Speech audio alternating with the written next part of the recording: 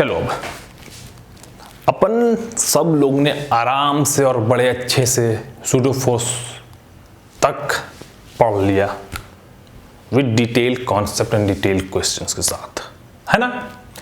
अब क्या करेंगे, अब बात करेंगे फ्रिक्शन के बारे में। फ्रिक्शन बाबा, फ्रिक्शन चाचा, ये है क्या, व्हाट इज कॉल्ड फ्रिक्शन। इसको आज अच्छे अपन हम लोग मिलके इसको अच्छे से अपन निचोड़ेंगे और इस पे टॉप क्लास का questions from basics to advance तक करेंगे, ठीक है। समझ गए, चलो समझ गए। ये है क्या, फर्स्ट ऑफ ऑल क्वेश्चन किया है यहाँ पे, व्हाट इज दिस, ये है क्या। ये बेसिकली एक टाइप का फोर्स है ना, ये भी एक टाइप का फोर्स है।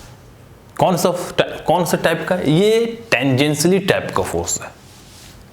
नहीं समझे, जैसे कि ये क्या है,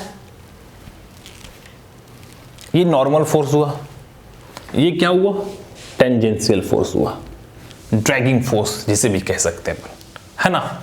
ये एक टेंजेंशियल फोर्स है जो कि एक्ट करता है between two surfaces of two bodies. दो बॉडीज के दो सरफेस के बीच में ये एक्ट करता है। कैसे, ऐसे जैसे कि ये मास का एक ब्लॉक जमीन पे रखा हुआ है, ठीक है। तो एक ये सरफेस जमीन का और ये सरफेस ब्लॉक का, इन दोनों के बीच फ्रिक्शन पैदा होगा। ये कब होगा अपन अभी देखेंगे, ठीक है। यही तो क्वेश्चन इंपॉर्टेंट है, ये कब पैदा होगा, ठीक है। समझ गए, ओके। चलो अब बात करते हैं कि ये है क्या। बात की है अभी कि एक टेंजेंशियल फोर्स है जो एक्ट करता है बिटवीन टू सरफेसेस के बीच में, है ना। When there is a tendency of relative motion और relative motion has been started. कहने का मतलब ये है कि जब दो सरफेस के बीच रिलेटिव मोशन की टेंडेंसी होने वाली हो या फिर रिलेटिव मोशन हो चुका है, देन फ्रिक्शन फोर्स एक्ट्स। उस पॉइंट पे फ्रिक्शन फोर्स एक्ट करता है, कम टू द पॉइंट, है ना। समझे, जैसे कि देखो अभी ये ब्लॉक क्या है, रेस्ट पे है, रेस्ट पे है ना, then there is no friction. मैंने क्या बोला, ये पैदा होगा, एक्ट करेगा according to the situation, it, है ना। अभी रेस्ट पे no friction available in this condition, in this situation, ठीक है। जैसे ये मूव करने लगेगा या फिर इसको मजबूर किया जाए आगे ये पीछे की ओर मूव करवाने का, देन फ्रिक्शन फोर्स आएगा जाएगा, बोलेगा हम हैं अवेलेबल इस ब्लॉक को रोकने के लिए। समझ गए बेसिकली। तो अपन इससे क्या समझते हैं कि फ्रिक्शन क्या करता है, क्या करता है फ्रिक्शन। फ्रिक्शन दो सरफेस के मोशन को रोकता है, दो सरफेस के बीच के, नहीं अच्छा सेंटेंस क्या है कि दो सरफेस के बीच के रिलेटिव मोशन को रोकता है। ओके, ये सेंटेंस अच्छा है, रिलेटिव मोशन को ये रोकता है, फ्रिक्शन रोकने की कोशिश करता है। इन वन वर्ड बोले तो, इन वन सेंटेंस मतलब कि दो सरफेस के वेलोसिटी को बराबर करना चाहता है। वही बात हुआ है या नहीं। जमीन पे तो किसी चीज को बोलेंगे रोक दिया, है ना, या फिर तुम बोलो दोनों ब्लॉक, दोनों सरफेस, एक जमीन का सरफेस वेलोसिटी को 0 और इसका ब्लॉक को भी 0 कर दो, दोनों इक्वल हो गया ना, मतलब रुक गया। या फिर दो ब्लॉक, एक ब्लॉक के ऊपर एक ब्लॉक रखा हुआ है और अगर इसका एक्सेलरेशन a1 है, इसका एक्सेलरेशन a2 है, जो कि a1 not equal to a2 है, यही तो रिलेटिव मोशन कहलाता है ना बच्चवा, यही तो रिलेटिव मोशन है ना। दोनों ब्लॉक का एक्सेलरेशन क्या है, डिफरेंट, यही तो रिलेटिव मोशन है। इन दोनों की बात कर रहा हूं मैं, ठीक है। m1 लेट्स से और ये m2, तो ये सरफेस जो है यहां पे, है ना, क्या हो रहा होगा, इन दोनों के बीच रिलेटिव मोशन है। तो फ्रिक्शन क्या चाहेगा कि इन दोनों के एक्सेलरेशन को बराबर कर दे, ये फ्रिक्शन ये चाहेगा कि इन दोनों को एक समान का एक्सेलरेशन कर दे। फ्रिक्शन का बेसिकली यही काम होता है। ओके, समझ गए इतना? ओके, अभी अपन अच्छे से और डिटेल से इसके बारे में और जानेंगे और काफी क्वेश्चंस करेंगे। चलो, तो अब तक का बात से हमें क्या पता चला कि फ्रिक्शन अपोज करता है रिलेटिव मोशन को बिटवीन टू बॉडीज, है ना, surfaces of two bodies. Okay, अब क्या करेंगे? फ्रिक्शन के बेसिकली दो टाइप होते हैं, एक स्टैटिक फ्रिक्शन, दूसरा kinetic friction. Static friction and दूसरा kinetic friction. Static means rest अवस्था में, और काइनेटिक मीन्स मूविंग अवस्था में। समझ गए ना, मूविंग कंडीशन में। ओके भाई, समझ गए? Got it, got it, got it. अच्छा, ये कब एक्ट होता है और ये कब एक्ट होता है? फ्रिक्शन तो कब एक ही काम है ना, रिलेटिव मोशन को अपोज करना। ये कब एक्ट होता और ये कब एक्ट होता? This is the important question ना। अभी मैंने क्या बात किया कि जब रिलेटिव मोशन की टेंडेंसी हो बिटवीन टू बॉडीज, टेंडेंसी हो, सिर्फ मूव नहीं कर रहा, सिर्फ टेंडेंसी हो, उसे मजबूर कर रहा है मूव करवाने के लिए। जैसे कि ये चेयर है भाई, आर यू सीइंग इट? ये चेयर है, ओके, है ना। इस पे मैं फोर्स लगवा रहा हूं, ये मूव नहीं हो रहा। मैंने इस पे फोर्स लगाया, मूव नहीं हो रहा। इसमें मैं मजबूर कर रहा हूं रोकने की, मूव करवाने के लिए, नहीं हो रहा ना। इस केस में ये काम करेगा। ओके, अब देखो इसके फ्रिक्शन फोर्स जो जमीन रोक रहा, उससे मैं ज्यादा लगा दिया फोर्स, अब ये मूव हो गया ना भाई। जब मूव हो रहा है तो ये फोर्स एक्ट करेगा, ये फ्रिक्शन फोर्स बोले तो काइनेटिक फ्रिक्शन फोर्स वर्क करेगा। समझ गए? दिस इज द प्रॉब्लम मेरे भाई। ओके, इन दोनों में यही डिफरेंस है ना। हाँ, ये क्या करता है, इसका एक रेंज होता है, 0 से लेके FL के बीच वैरी करता है। समझ गए? 0 से लेके FL के बीच ये रहता है। FL क्या है? Limiting friction, limiting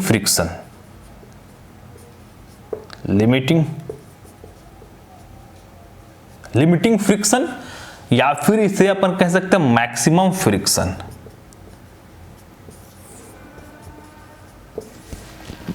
maximum friction, ठीक है ना। मैक्सिमम फ्रिक्शन मेरे भाई, मैक्सिमम फ्रिक्शन बोले तो या लिमिटिंग फ्रिक्शन बोलो तो वही बात है, जितना जमीन मैक्सिमम, जमीन पे मैं कोई ब्लॉक, जैसे अभी चेयर को मैंने धक्का दिया तो जमीन जो फोर्स लगाएगा वो एक लिमिट में ही लगाएगा ना, है ना। वही है limiting friction and maximum friction, एक ही बात है ना। समझ गए? Maximum friction. ओके, है ना। और एक और पॉइंट जो फ्रिक्शन फोर्स का डायरेक्शन होता है वो क्या होता है? रिलेटिव मोशन के ऑपोजिट होता है भाई। अगर समझा, मोशन इधर हो रहा है तो फोर्स इधर लगेगा, रिलेटिव मोशन के ऑपोजिट। समझे कि नहीं समझे? जैसे कि इस ब्लॉक को मैं इस तरीके से मूव करवाना चाह रहा हूं, टेंजेंशियली फोर्स लगा के, है ना, इस तरीके से। तो ये बोर्ड जो है मेरे ऊपर इस साइड का फोर्स लगाएगा, है ना, और मैं इसको इस साइड ठेलना चाह रहा हूं, उस साइड पे। तो मतलब क्या हुआ, है ना, मेरा हाथ उधर की ओर मूव कर रहा, तो फिर मेरे पे जो फोर्स लग रहा है टेंजेंशियल इधर की ओर, इस बोर्ड पे उधर की ओर। यस या नो? Yes sir. कहने का मतलब ये है कि कोई बॉडी अगर इधर मूव कर रहा है तो फ्रिक्शन फोर्स इस पे इधर की ओर वर्क करेगा, किसके द्वारा, इस ब्लॉक, इस सरफेस के द्वारा जो इस पे फ्रिक्शन फोर्स लगा। और ये बोले तो ये जो ब्लॉक है इस पे इधर की ओर फ्रिक्शन फोर्स लगाएगा जमीन पे। समझे कि नहीं बात? एक ही बात है। ओके, अच्छा, इसी से अपन यही जो पॉइंट, इसी से एक और अपन पॉइंट निकाल सकते हैं फ्रिक्शन का, क्योंकि फ्रिक्शन फोर्स पेयर में होता है ना, जैसे न्यूटन्स का थर्ड लगा ना, वही वाला। ओके, तो जमीन इस पे फ्रिक्शन फोर्स लगाया तो ये भी लगाया, इक्वल एंड पेयर में होता है, equal and opposite force. Okay, समझ गए, समझ गए। एक और बात क्या कि जो फ्रिक्शन फोर्स है, स्टैटिक फ्रिक्शन फोर्स है, वो सेल्फ एडजस्टिंग होता है। सेल्फ एडजस्टिंग फोर्स, ये सेल्फ एडजस्टिंग फोर्स होता है। मतलब कि ये खुद को अकॉर्डिंग टू द सिचुएशन अपने आप को एडजस्ट कर लेगा। क्यों? क्योंकि इसका मैंने बोला ना, रेंज 0 से FL होता है। ठीक है, कैसे? देखो कैसे मेरे भाई लोग, जैसे कि देखो, ये जमीन अगर इस पे 10 न्यूटन से इसको पकड़ के है, मतलब मैक्सिमम फ्रिक्शन इस पे बोल दो F मैक्स या FL 10 न्यूटन है इस पे जमीन इधर लगा रहा, मतलब इस पे है, जमीन और इसके बीच एग्जिस्ट करता है। ठीक है, ओके।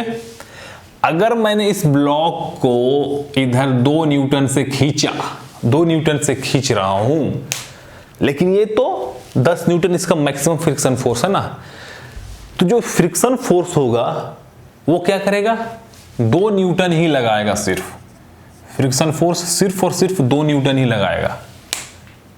ठीक है, ये अपना पूरा फोर्स उस पर खर्च नहीं करेगा रोकने के लिए इसको। अगर इसका मैक्सिमम वैल्यू 10 है तो क्योंकि ये 2 से खींच रहा है तो इस पे 2 ही लगेगा, 2 ही लगेगा। ठीक है, इसी को तो कहते हैं सेल्फ एडजस्टिंग। अगर मैंने 3 लगाया तो ये 3 लगेगा, मैंने अगर 4 लगाया तो 4 लगेगा। 4 कब तक बढ़ेगा, कब तक?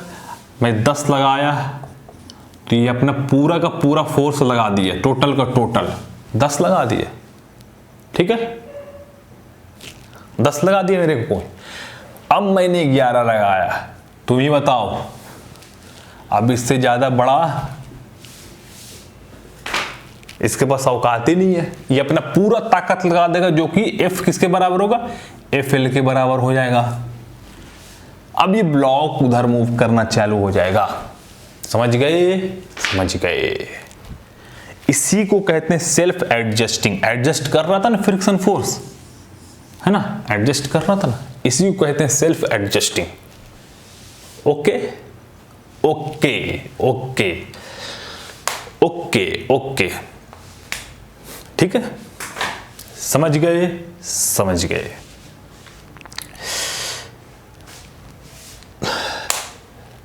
ओके भाई, ओके। अच्छा, अभी मैंने बात किया था एफएस के बारे में। एफएस नहीं, अभी मैं हर एक पॉइंट को डिटेल से लिखूंगा लाइन बाय लाइन। अभी समझ लो ना, आप ऊपर ऊपर ही समझ लो ना, आसानी होगा। अच्छा, इसके बारे में थोड़ा और एक्सप्लेन कर दूं। जैसे कि मेरे हाथ में एक पेन है, ये पेन है। अब मेरे से कोई बच्चा खींच रहा है, ठीक है, कोई छोटा बच्चा मेरे से खींच रहा है, ठीक है, तो मैं क्या करूंगा यार, उतना ही फोर्स लगाऊंगा ना बच्चे के अकॉर्डिंग। ये तो नहीं मैं पूरा जम के पकड़ लूंगा ना, मैं नहीं छोड़ूंगा बच्चा तेरे लिए, ऐसा नहीं करूंगा ना, उतना ही लगाऊंगा जितना वो लगा रहा है भाई, है ना। जैसे नो, अगर मेरे से कोई रेसलर, कोई हैवी बंदा है, अब वो मेरे से क्या करेगा, खींच ले। अपन को पता है कि मेरे से उसके पास ज्यादा पावर है, ताकत है, तुरंत खींच लेगा मेरे को। तो मैं क्या करूंगा, पूरा ताकत लगा दूंगा, नहीं छोड़ूंगा मैं, ठीक है ना, नहीं छोड़ूंगा। वही बात यहां है, जमीन वही काम कर रहा जो कि मैं कर रहा हूं, समझे ना। चलो बात करते हैं अब थोड़ा, ठीक है मेरे भाई। ओके एक पॉइंट को और बात कर लेते। इसी में मैंने बात किया था एफएस और एफके के बीच। एफएस और एफके कब यूज होता है, कब अपना ये कब, इसको कब यूज करेंगे और इसको कब यूज करेंगे, ये भी अपन थोड़ा डिस्कस कर लेते हैं। मैंने क्या बोला कि अगर इसने फर्स्ट टाइम 2 न्यूटन लगाया तो एफएस क्या होगा, 2 न्यूटन होगा, क्योंकि भी रेस्ट में है ना, तो ये एफएस हुआ स्टैटिक फ्रिक्शन 2 न्यूटन। 4 लगाया 4 न्यूटन, 5 लगाया 5 न्यूटन, ठीक है, मतलब फ्रिक्शन फोर्स क्या हुआ, 5 न्यूटन के बराबर हो गया। ये भी क्या है, स्टैटिक फ्रिक्शन है, रुका हुआ है ना, तो स्टैटिक फ्रिक्शन है। टोटल फोर्स लगाया 10 न्यूटन, अभी भी रुका हुआ, स्टैटिक फ्रिक्शन है। मैंने 11 लगा दिया, ये पता चला कि मूव हो जाएगा अब ये, तो अब तुरंत यहाँ पे एफ के यूज हो जाएगा। एफ के जैसे मूव हुआ वैसे एफ के यूज हो जाएगा, समझे नहीं। एफ के बोलेगा तू हट बे, मैं आता हूं, समझे, वही काम यहां है। और कोई पॉइंट लेट मी रिमेंबर।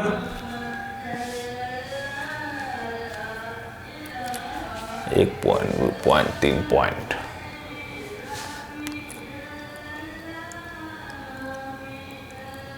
हाँ, एक पॉइंट और है कि जो फ्रिक्शन फोर्स है वो एक्सपेरिमेंटली फाइंड किया गया है कि प्रोपोर्शनल होता है नॉर्मल फोर्स के, है ना। जैसे ये ब्लॉक इस पे रखा हुआ है तो ये नॉर्मल फोर्स हुआ ना, ये नॉर्मल फोर्स के प्रोपोर्शनल होता है, ठीक है। अगर इस प्रोपोर्शनलिटी को ब्रेक करेंगे तो क्या होगा, एक कांस्टेंट आएगा जिसको म्यू से अपन डिनोट करेंगे, mu N. Remember that, mu N this is called mu constant है ये, ठीक है।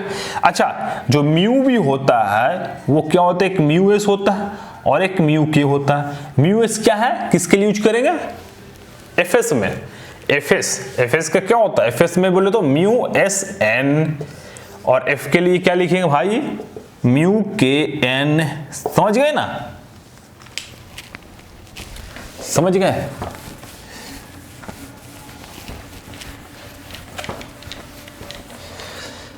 ठीक है, चलो सब पॉइंट अपन ने खत्म कर लिया जो था, ठीक है। अब इस पॉइंट को लाइन बाय लाइन लिखते हैं और इस पे क्वेश्चंस करेंगे, ठीक है।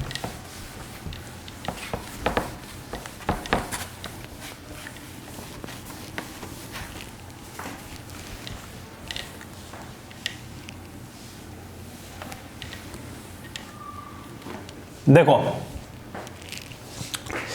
क्या बोला मैंने, line by line low. First point है ये टेंजेंशियल फोर्स है, टेंजेंशियल फोर्स।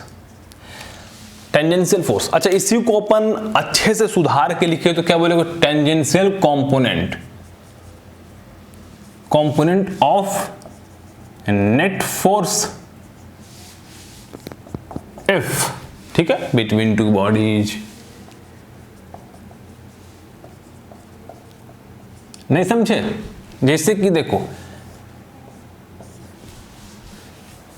ठीक है, एक ब्लॉक है, ठीक है, अगर इस पे फ्रिक्शन फोर्स इधर एक्ट हो रहा और ये नॉर्मल फोर्स ये है, तो ये क्या होगा, अगर नेट फोर्स इन दोनों का, तो ये क्या है, इसका कंपोनेंट है ना, जो कि टेंजेंशियली है नेट फोर्स के।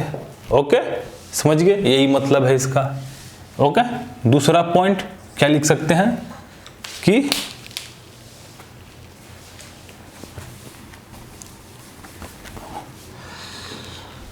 it acts when there is tendency of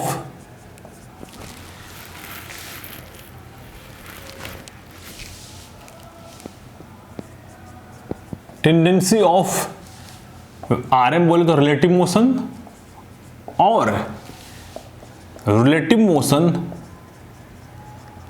occurred between two bodies. ठीक है, दो बॉडीज के बीच में रिलेटिव मोशन की टेंडेंसी है, बनी है, या फिर रिलेटिव मोशन हो चुका है, तब फ्रिक्शन फोर्स एक्ट करता है।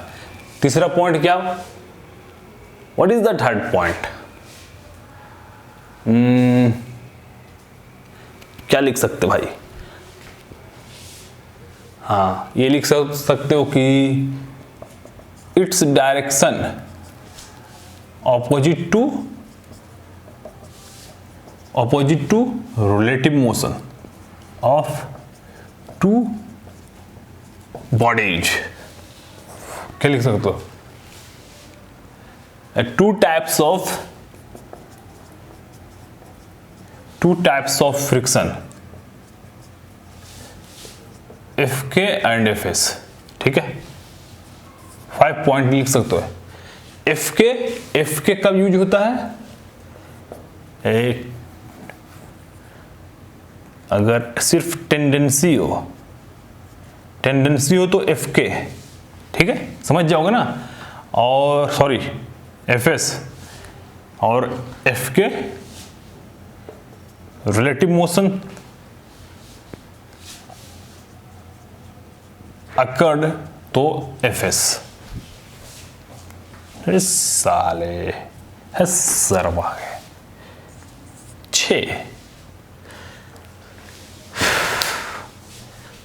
6 में क्या बोल सकते अपन कि हाँ, Fs जो होता है वो क्या होता है मेरे भाई?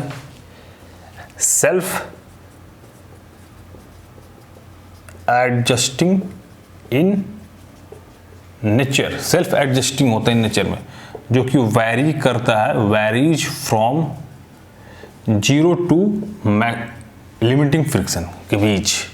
ठीक है, और ठीक है, Fk क्या होता है? कांस्टेंट होता है, कांस्टेंट। ठीक है, क्योंकि जब रिलेटिव मोशन अकर हो जाएगा तो Fk जो है वही लगेगा ना, कांस्टेंट रह जाएगा वो। 7 नंबर में क्या लिख सकते हैं? 7 नंबर में हाँ,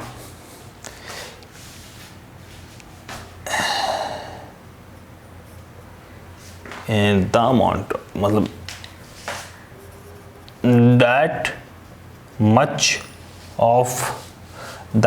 much amount of friction force required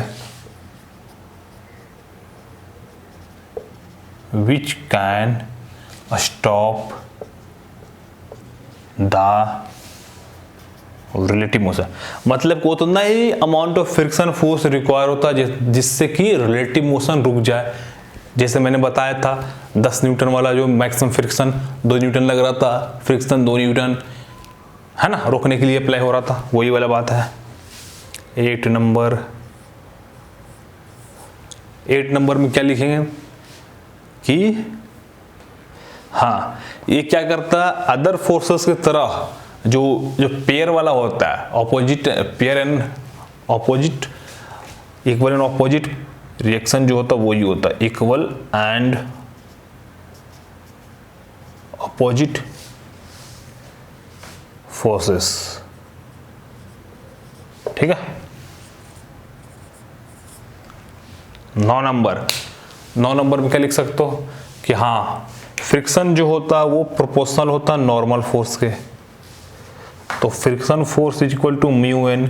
कौन सा फ्रिक्शन फोर्स? काइनेटिक हो, स्टैटिक हो, या फिर लिमिटिंग फ्रिक्शन हो, जो भी हो नॉर्मल फ्रिक्शन के प्रोपोर्शनल होता है। ठीक है, म्यू एन। समझ गए ना? समझ गए, जो कि बता चुके थे अपन। क्या बता लीजिए? एफ एस जो होगा वो म्यू एस एन होगा और एफ के जो होगा वो म्यू के एन होगा। समझ गए। चलो, कोई पॉइंट नहीं है, खत्म सब, है ना? ओके।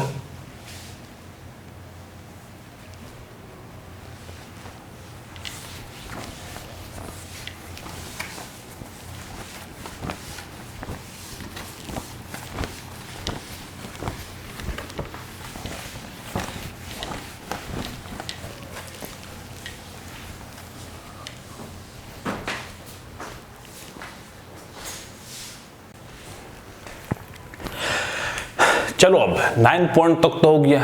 अब बात करते हैं अगला point. This is last point, है ना। मैंने बात किया था ये म्यू के बारे में। इसका नाम क्या है मैंने बताया था, नहीं ना। इसका नाम है कोफिशिएंट ऑफ फ्रिक्शन, ओके, जो कि कांस्टेंट है ना। ये एक्चुअली ये दो टाइप का होता है, म्यू एस और म्यू के, जो ऑलरेडी अपन डिस्कस कर चुके हैं। इसे क्या बोलेंगे, कोफिशिएंट ऑफ स्टैटिक फ्रिक्शन और कोफिशिएंट ऑफ काइनेटिक फ्रिक्शन।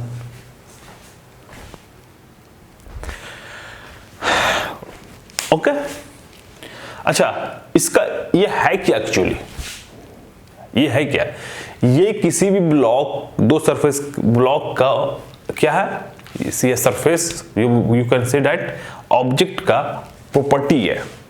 मतलब कि ये क्या बतलाता है, ये क्या कहता है, ये दो सरफेस के बीच में, इससे की दो सरफेस है, गिवन रहेगा कि म्यू समथिंग 0.1 0.2 लाइक दैट, है ना। ओके, इस टाइप से दिया हुआ रहेगा। तो मतलब क्या हुआ, इसका मतलब क्या हुआ, जितना ज्यादा म्यू उतना ही ज्यादा इन दोनों सरफेस के बीच में पकड़ हो सकता है, अकॉर्डिंग टू क्या बोल सकते हैं, रिक्वायरमेंट। यस या नो। जैसे कि अभी इस पे क्या है, इस पोजीशन में फ्रिक्शन क्या है, 0। जैसे इस पे फोर्स लगा गए, ओके, फ्रिक्शन अप्लाई हो जाएगा। यही तो फ्रिक्शन का कारण बनता है ना, जितना ज्यादा रहेगा उतना ज्यादा फ्रिक्शन रहेगा, उतना ही ज्यादा दोनों सरफेस के बीच में पकड़ हो सकता है ना। यस या नो। उतना ही ज्यादा जमीन इसको रोकेगा, मतलब ये हुआ, समझ गए, जितना ज्यादा ये उतना ज्यादा पकड़ होगा। ओके, अच्छा ये बताओ मेरे भाई, जो म्यू होता है जनरली जो 0 से 1 के बीच में होता है, जनरली जो म्यू होता है वो ऑलवेज क्या होता है, 0 से 1 के बीच में होता है। लेकिन सम टाइम्स कुछ ऐसे ऑब्जेक्ट होते हैं जिसका वैल्यू, म्यू का वैल्यू होता है वो 1 से भी ग्रेटर देन होता है। वैसे ऑब्जेक्ट के बारे में हम लोग चर्चा नहीं करेंगे, कोई डिस्कशन नहीं करेंगे। ओके, हम लोग ज्यादातर बात करेंगे क्या, मोस्ट ऑफ द टाइम इसी के बारे में बात करेंगे। 0 म्यू जो होता है 0 से 1 के बीच में होता है। ओके ओके, समझ गए, this is the last point. Okay, अब क्वेश्चन किस तरफ बढ़ने से पहले क्या करेंगे, दो छोटा छोटा कॉन्सेप्ट है फ्रिक्शन के बारे में, उसे जरा कर लेते हैं। ओके, एक है एंगल ऑफ फ्रिक्शन, जिसको लैम्डा से अपन डिनोट करेंगे। इसका मतलब क्या हुआ, कोई देखो ये रफ सरफेस है, फ्रिक्शन कोएफिशिएंट म्यू है दोनों सरफेस का, है ना। ये जो ये ब्लॉक है, इसके सरफेस पे क्या जस्ट स्लाइडिंग कंडीशन में है ना, जस्ट वो पॉइंट है जिसपे वो स्लाइड कर सकते, इस पॉइंट पे है ऑब्जेक्ट। लेट से अगर फ्रिक्शन इधर वर्क कर रहा है ना, तो उस पॉइंट पे क्या होगा, फ्रिक्शन जो होगा वो FL के बराबर होगा, फ्रिक्शन लिमिटिंग के, जो कि होता है mu and normal force. Yes या नो। और ये नॉर्मल फोर्स ऊपर की ओर, द नेट फोर्स क्या होगा, ये F। तो ये जो एंगल होता है यही होता है एंगल ऑफ फ्रिक्शन, है ना, यही होता है एंगल ऑफ फ्रिक्शन। ठीक है, तो इस रिलेशन से अपन क्या फाइंड कर सकते हैं, एंगल फाइंड करते हैं। tan लैम्डा क्या हो जाएगा, बोलो बोलो बोलो, ये mu n divided by normal force. ठीक है, ये है ना, ये वाला बेस एंड ये n। ओके, तो लैम्डा क्या होगा, tan inverse mu. Got it. इसी को कहते हैं angle of friction and nothing. समझ गए। हाँ, इसमें है क्या भाई, चलो आगे। अब बात करते हैं एंगल ऑफ रिपोज के बारे में। ये लिटिल बिट ट्रिकी, थोड़ा ध्यान से इसे समझना, ये क्या है। ये क्या मतलब है? जैसे एंगल ऑफ फ्रिक्शन में क्या था कि कोई सरफेस, कोई ऑब्जेक्ट एक हॉरिजॉन्टल सरफेस पर रखा हुआ था, हॉरिजॉन्टल के सरफेस पे। अब इसमें क्या करेंगे कि इसी सरफेस को कुछ एंगल के साथ, हॉरिजॉन्टल एंगल के साथ उठा देंगे अप साइड, ठीक है, इस तरीके से इंक्लाइन प्लेन के फॉर्म में, ठीक है, जो कि हॉरिजॉन्टल के साथ एंगल लेट्स से थीटा बना रहा है, और इस पे एक ब्लॉक को रख दो आराम से। ओके, अच्छा तो इसमें क्या हो रहा है तुम बता सकते हो? जब इनिशियली कोई ब्लॉक इस पे रखा हुआ है इन हॉरिजॉन्टल पोजीशन में, अब जैसे जैसे इसको ऊपर उठाएंगे, एंगल बढ़ाएंगे विद हॉरिजॉन्टल के साथ, तो क्या होगा, क्या होगा, ब्लॉक नीचे आना चालू हो जाएगा एक पॉइंट पे, है ना। एक ऐसा पॉइंट होगा जिस पोजीशन पे, जिस पॉइंट पे, जिस एंगल पे ब्लॉक नीचे स्लाइड करना चालू कर देगा, एक पॉइंट ऐसा होगा, हाँ या ना? हाँ, जैसे कि इस पॉइंट पे इसलिए रखा हुआ, अभी भी नीचे नहीं आ रहा, नीचे नहीं आ रहा, नीचे नहीं आ रहा, लेट से इस ये पॉइंट पे जस्ट स्लाइड करना चालू हो गया, है ना, वो पॉइंट पे स्लाइड करना चालू हो गया, देन क्या होगा बोलो भाई?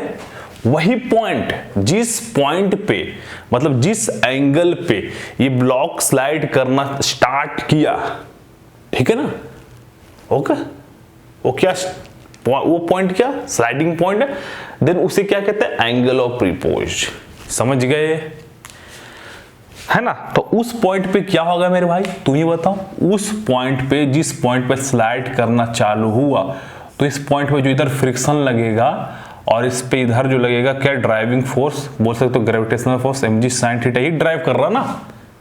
ये कैसे आए तो पता अपन को, ये mg, ये थीटा, mg cos थीटा और ये mg sin थीटा, समझ गए, समझ गए, मास ब्लॉक है में, okay.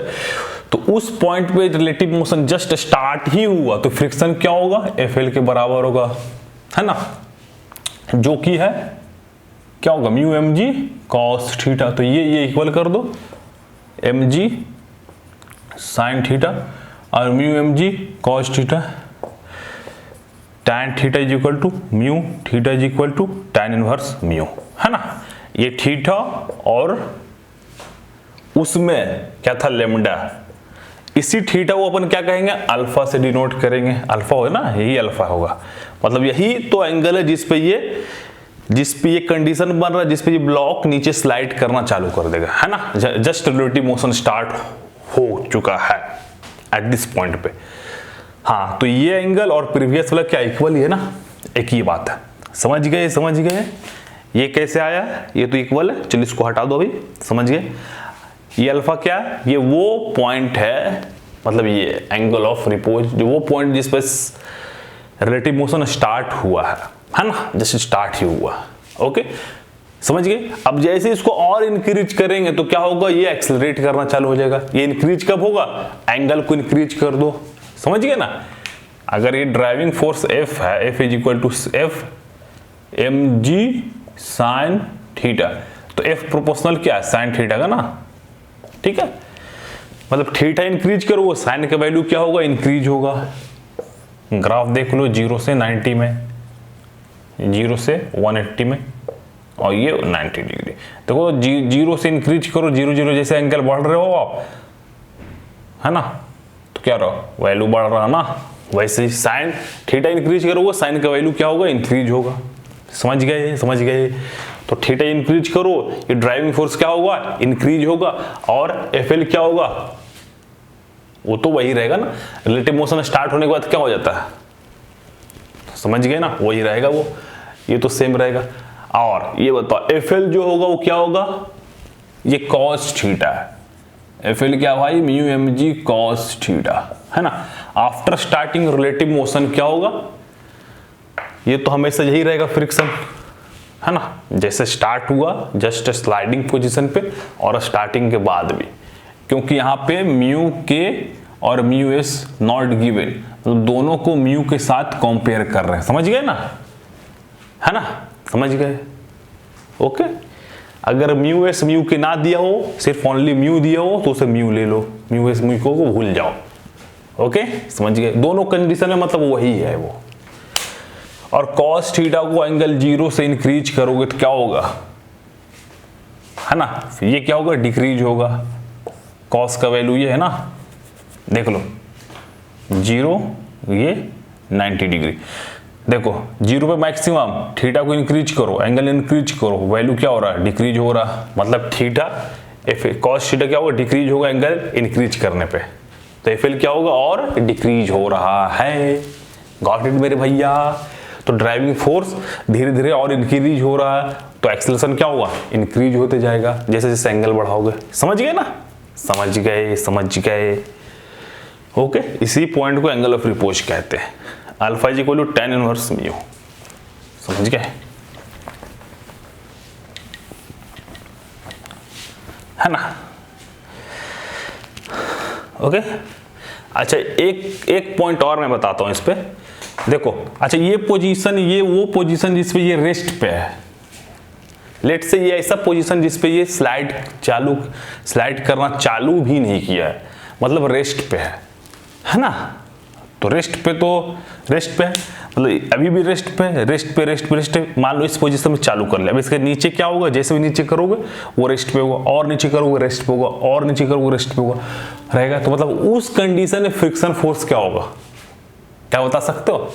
Friction force simply F is equal to mg sin theta होगा इन रेस्ट कंडीशन में। समझ गए ना, ये म्यू mg cos थीटा नहीं होगा, क्योंकि ये क्या है, लिमिटिंग फ्रिक्शन है ना भाई।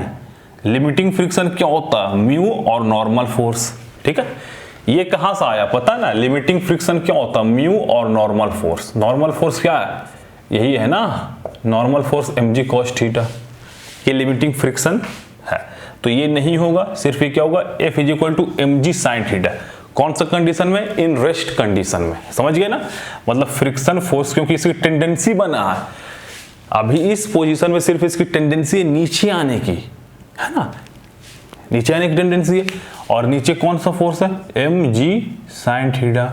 तो फ्रिक्शन फोर्स क्या होगा, ये और इसको बैलेंस करें, मतलब फ्रिक्शन फोर्स इसके बराबर होगा। ये कौन सा केस है, वही वाला मेरे भाई, मैंने क्या बोला था। अगर लेट से इसमें क्या फ्रिक्शन L क्या है, 8 न्यूटन है। अब मैंने इस पे 2 न्यूटन फोर्स लगाया, तो फ्रिक्शन इधर क्या लगेगा, 2 ही न्यूटन लगेगा ना। मैंने यहाँ 4 न्यूटन लगाया तो friction 4 Newton, 6 Newton friction 6 Newton, है ना। समझ गए ना। हाँ, 8 न्यूटन से मैंने ज्यादा लगा दिया फ्रिक्शन, 8 न्यूटन से अगर मैंने ज्यादा फ्रिक्शन लगा दिया तो ये अपना पूरा फोर्स अप्लाई कर देगा। वही बात यहाँ पे है ना, ठीक है। यहाँ पे मतलब कि वो mg sin थीटा ये वो फोर्स है जिससे ये इसका कुछ उखड़ नहीं रहा है ना, कुछ उखड़ नहीं रहा इसका, जैसे वैसे ही है, रेस्ट भी है। तो यहाँ पे भी रेस्ट पे था, यहाँ पे रेस्ट पे, वही वाला केस यहाँ पे। तो फ्रिक्शन क्या हो जाएगा, mg sin थीटा, मतलब इसके बराबर। समझ गए ना। चलो अब इस पे थोड़ा 1-2 पॉइंट लिख लेते हैं अच्छे से। जैसे कि अगर मैं बात करूं पहला पॉइंट में कि जो थीटा है ना वो लेस देन अगर अल्फा हो तो क्या होगा। अल्फा कौन सा पॉइंट है, एंगल ऑफ रिपोज जिसपे जस्ट स्लाइड करना चालू किया, वो अल्फा पॉइंट है ना, वो अल्फा एंगल। अच्छा, थीटा लेस देन अल्फा हो, अगर ये alpha theta less than alpha नहीं, घटा दें थीटा को, तो क्या होगा, ये रेस्ट पे होगा ना। ये क्या होगा भाई, रेस्ट पे रह जाएगा, ये रेस्ट पे होगा। और इस कंडीशन में फ्रिक्शन क्या होगा, अभी तो बताया ना, mg sin थीटा के बराबर होगा, रेस्ट पे रहेगा तो। ठीक है, अगर सेकेंड में बात करें, थीटा क्या हो, इक्वल टू अल्फा हो, इक्वल टू अल्फा हो, तो ये रेस्ट में है। ठीक है, ओके, मतलब you can say that just क्या हो, एक्सेलरेशन इसमें भी एक्सेलरेशन 0 होगा, इसमें भी एक्सेलरेशन 0 होगा। क्यों, रेस्ट में भी हो सकता है, नहीं तो फिर अगर ये कांस्टेंट वेलोसिटी से नीचे की ओर आ सकता है, यस या नो, है ना। जस्ट स्टार्टिंग पॉइंट स्लाइडिंग का है ना, वो पॉइंट क्या है, जस्ट स्लाइडिंग वाला वो point. Okay, you can say rest पे ये है ना, एक्सेलरेशन क्या होगा, 0 होगा, है ना। तो इस केस में टोटल जो फ्रिक्शन है वो क्या करेगा, अब फ्रिक्शन अपना पूरा ताकत लगा देगा, तो फ्रिक्शन क्या होगा, लिमिटिंग फ्रिक्शन के बराबर में हो जाएगा, जो कि हो जाएगा म्यू mg cos थीटा, है ना। अच्छा तीसरा में थीटा ग्रेटर देन अल्फा, तो इस केस में क्या होगा, ये ब्लॉक ड्राइविंग फोर्स फ्रिक्शन से, लिमिटिंग फ्रिक्शन से भी ज्यादा हो जाएगा तो एक्सेलरेट करने लगेगा। तो एक्सेलरेशन क्या होता है, net force mg sin theta minus net force mu mg cos theta divided by मास। क्या होगा, g का ले लो sin theta minus mu cos theta, ये एक्सेलरेशन हो जाएगा। ठीक है, ठीक है, ये समझे, थीटा इक्वल टू अल्फा, अगर वो रेस्ट पे नहीं भी है तो कांस्टेंट वेलोसिटी से मूव करेगा। ठीक है, जिसके लिए एक्सेलरेशन क्या होगा, जीरो होगा, और इस केस में फ्रिक्शन क्या होगा, टोटल फोर्स लगा देगा। समझ गया ना, समझ गया, इट मे बी और नॉट बी। चलो ओके मेरे भाई, हाँ ये हो गया, दोनों हो गया। अब इस पे इसका ग्राफ ड्रॉ करने की कोशिश करते हैं ना। किसका ग्राफ,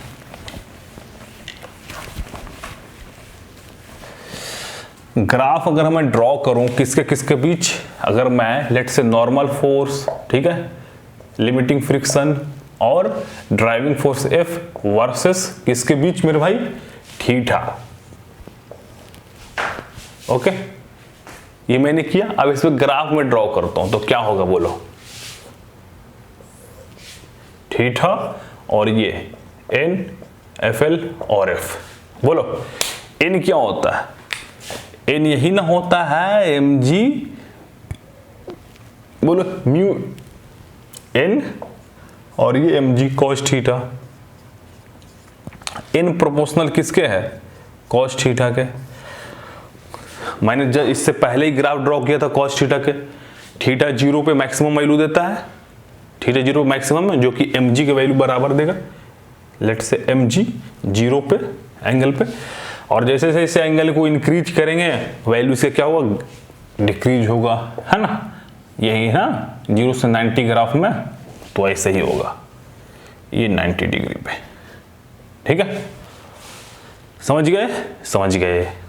अच्छा, लिमिटिंग फ्रिक्शन क्या है, mu mg cos theta, again cos theta proportional कौन, limiting friction proportional to cos theta. समझ गए, अगेन cos थीटा प्रोपोर्शनल है। हाँ, म्यू mg क्या होता है, mg से छोटा होता है, क्योंकि म्यू का वैल्यू वो 0 से 1 के बीच होता है, तो ये होगा। लेकिन इसी पॉइंट पे म्यू mg, समझ गए। अब नेक्स्ट पॉइंट क्या है मेरे भाई, बताओ तो, ये driving force mg sin theta, है ना, ये ड्राइविंग फोर्स है ना, ड्राइविंग फोर्स है, तो किसके प्रोपोर्शनल, sin थीटा के। sin थीटा ग्राफ क्या होता है, जीरो एंगल इंक्रीज करो 0 से 90 के बीच, तो क्या होगा बोलो, sin का वैल्यू इंक्रीज होगा, है ना, 0 से 90 के बीच एंगल इंक्रीज करो, sin का वैल्यू इंक्रीज हो रहा है ना, तो 0 पे 0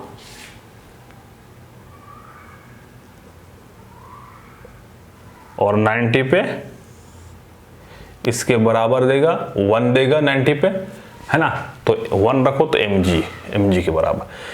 ये किसका है, F का, ये किसका नॉर्मल फोर्स का, और ये है लिमिटिंग फ्रिक्शन का। समझ गए, चलो गॉट इट, ओके, आगे बढ़ते हैं अपन, है ना, इजी है बे, इजी है सब। अब बहुत हो गया भाई थ्योरी, अब बात करेंगे सिर्फ क्वेश्चन, प्रॉब्लम्स ही प्रॉब्लम्स। ओके ओके, 29 क्योंकि 28 तक अपन कर चुके थे प्रॉब्लम्स, क्योंकि 100 प्रॉब्लम वाला है ना, तो 29 में प्रॉब्लम ये है, अपन प्रॉब्लम को नहीं लिखेंगे क्योंकि पूरा लिखना कोई लॉजिक सेंस नहीं बनता, समझा देंगे। क्यों नहीं बनता, क्योंकि कितना लिखूंगा भाई, टाइम कंज्यूमिंग है ना। प्रॉब्लम ये है कि एक ब्लॉक है, ठीक है, एक ब्लॉक है जिसका मास अपन 1 kg ले लेते हैं, और इस पे अगर F फोर्स लग रहा है, और ये अगर म्यू s दिए हुए 0.5 और म्यू के दिए हुए 0.4, लेट से 3, जो भी करो 3, क्योंकि म्यू एस ग्रेटर दोनों होता है म्यू के से, याद रखना हमेशा, दिया हुआ है ना।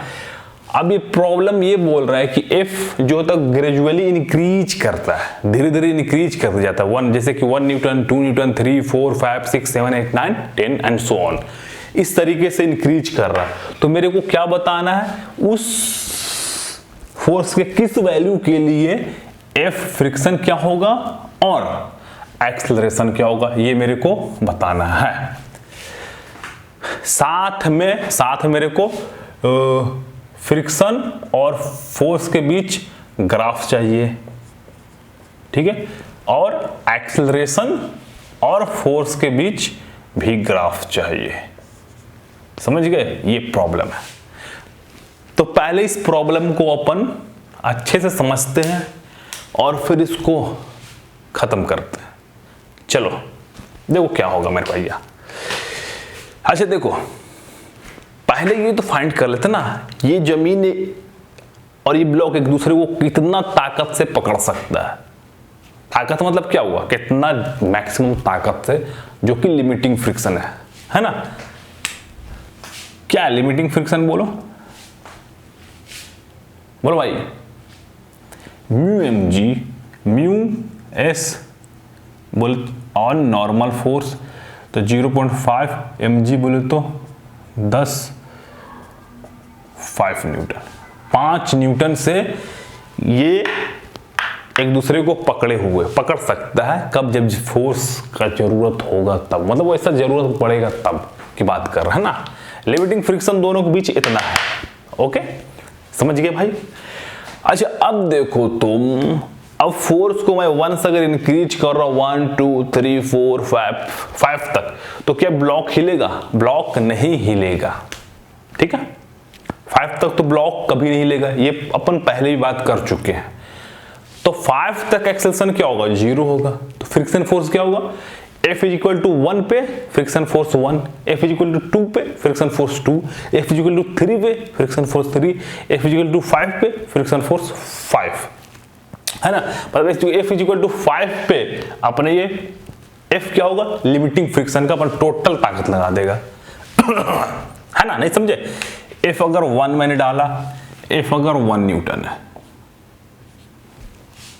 बोलो, तो ये फ्रिक्शन कितना होगा, इधर ये 1 न्यूटन होगा। अच्छा शुरू में अपन क्या बात करते हैं, देखो जब इस ब्लॉक पे कोई फोर्स नहीं लग रहा, कोई फोर्स नहीं, तो फ्रिक्शन क्या होगा इस कंडीशन में, 0 होगा ना। क्योंकि फ्रिक्शन क्या होता है, स्टैटिक फ्रिक्शन क्या होता है, सेल्फ एडजस्टिंग होता है। जब उसमें फोर्स ही नहीं लग रहा तो फ्रिक्शन क्यों अपना फोर्स वेस्ट करेगा भाई, बताओ ना। सिंपल सी बात है ना, यस या नो। हाँ, क्यों फ्रिक्शन अपना वेस्ट करेगा फोर्स। तो भाई क्या बोल, जब फोर्स इस पे लगेगा तभी फ्रिक्शन करेगा, मतलब जब टेंडेंसी बनेगी तब तो फ्रिक्शन अप्लाई होगा ना। इसका बेसिक डिफिनेशन तो ये है ना फ्रिक्शन का, जब टेंडेंसी ब्लॉक की बनेगी दो सरफेस के बीच की रिलेटिव मोशन की, तभी तो फ्रिक्शन अप्लाई हो, अदरवाइज कहां से फ्रिक्शन अप्लाई होगा, समझे। चलो अगर F 1 न्यूटन है तो फ्रिक्शन फोर्स क्या होगा, 1 न्यूटन। अगर ये 2 न्यूटन है, फ्रिक्शन फोर्स 2 न्यूटन। ऐसे करते करते अगर ये 5 न्यूटन है तो फ्रिक्शन फोर्स 5 न्यूटन, जो कि F जो है F लिमिटिंग के बराबर हो जाएगा इस केस में, क्योंकि इसने फोर्स 5 न्यूटन दे दिया। जब तक ये फ्रिक्शन अपना पूरा ताकत नहीं लगाएगा तब तक ये रुकेगा ही नहीं ब्लॉक। फ्रिक्शन का काम क्या है, रिलेटिव मोशन को अपोज करना, है ना। तो अपोज करने के लिए ये कुछ भी कर सकता, अपना पूरा आदमी को बुला के बोलेगा पकड़ो इसको जम के, हिलने नहीं देने का, बच्चा को हिलने नहीं देने का, समझे। चलो तो इससे तुम ही बताओ भाई, फ्रिक्शन 1 न्यूटन पे 1 हो रहा था, फ्रिक्शन 2 न्यूटन पे 2, फ्रिक्शन 3 न्यूटन पे 3 और फ्रिक्शन 5 न्यूटन पे क्या हो रहा था, बोलो। मतलब 5 न्यूटन पे अभी भी रेस्ट पे है। जैसे 6 करूंगा मैं, जैसे इस पे 6 करता हूं 6 न्यूटन, तो तुम ही बताओ ये ब्लॉक मूव कर जाएगा ना। अब जैसे रिलेटिव मोशन स्टार्ट हुआ तो स्टैटिक फ्रिक्शन खत्म, अब कौन लगेगा, काइनेटिक फ्रिक्शन। काइनेटिक फ्रिक्शन क्या होता है, बोलो। म्यू के नॉर्मल फोर्स होता है, तो म्यू के क्या 0.3 mg 3 न्यूटन, है ना। समझ गए? कुछ समझ में आ रहा है? मतलब 6 न्यूटन लगने पे फोर्स पहले तो 5 अप्लाई कर रहा था ना मैक्सिमम, अब ये 3 न्यूटन करने लगेगा, 2 न्यूटन का ढील दे देगा। जा रे बच्चा, छोड़ दिया तेरे को जाने के लिए, यही कहेगा ना। तो समझ रहे हो? F क्या होगा 1, ये तो बता दिए, 5 न्यूटन तक force, friction force F limiting के बराबर होगा। अब 6 न्यूटन जैसे पहुंचेंगे तो फ्रिक्शन किसके बराबर हो जाएगा? F के बराबर हो जाएगा, जो कि कितना है? 3 न्यूटन। समझ गया ना? इस तरीका से इसमें सब कुछ काम कर रहा है, फ्रिक्शन अपना गेम खेल रहा है। ओके, समझ गए ना? अच्छा, जब एक्सेलरेशन क्या होगा? सिंपल लॉजिक भाई, जब ब्लॉक मूव ही नहीं करेगा तो एक्सेलरेशन क्या होगा? 0 होगा ना। 0 कहां तक? 5 न्यूटन तक तो 0 हुआ। जैसे 1 न्यूटन इंक्रीज किए, 1 न्यूटन कहने का मतलब है अगर 1 पॉइंट भी अगर न्यूटन इंक्रीज करेगा ना तो ब्लॉक क्या करेगा? मूव कर जाएगा। लेट्स से कि 1 न्यूटन मैंने इंक्रीज किया, ठीक है, तो ब्लॉक क्या करेगा? मूव करने लगा। तो एक्सेलरेशन उस केस में क्या होगा? जब F ग्रेटर देन 5 न्यूटन से बात करते हैं, 6 न्यूटन बात कर लेते हैं, तो F एक्सेलरेशन क्या होगा? F माइनस क्या? ये जब मूव करने लगे तो क्या होगा? F के अप्लाई होगा ना, F के डिवाइडेड बाई मास। समझ गए? ये एक्सेलरेशन होगा। कब? जब दोनों के बीच रिलेटिव मोशन स्टार्ट हो जाएगा तब। ओके, समझ गए? हाँ, यही एक्सेलरेशन होगा। ओके मेरे बच्चा पार्ट समझ गए फ्रिक्शन क्या है और एक्सेलरेशन क्या है। अब मेरे को फ्रिक्शन और फोर्स के बीच में अगर ग्राफ ड्रॉ करना है तो क्या होगा? देखो इजी है यार, फ्रिक्शन एंड ये ड्राइव फोर्स तो कांस्टेंट है ना, 5 तक तो इसमें क्या है? कांस्टेंट ही है। 5 तक मतलब कि FL तक तो कांस्टेंट ही है ना, तो जैसे जैसे इंक्रीज कर रहा है, जैसे जैसे फोर्स इंक्रीज कर रहा है, ये कांस्टेंट है। समझ गए?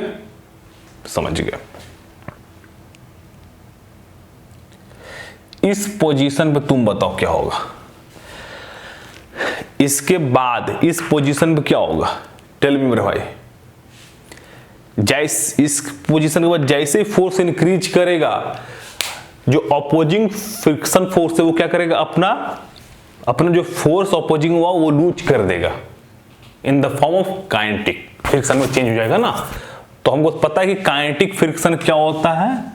लेस देन होता है स्टैटिक फ्रिक्शन से, है ना? क्योंकि ये कब लगेगा? जब स्टैटिक उस पॉइंट पे F लिमिटिंग का बात कर रहा हूं, ठीक है ना? F लिमिटिंग बोल दो, ठीक है ना? लेस देन होगा, यस या नो? हाँ, लेस देन होगा। तो उस पॉइंट पे फ्रिक्शन क्या होगा?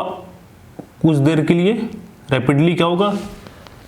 गिर जाएगा, क्योंकि इनिशियली किसके बराबर होगा?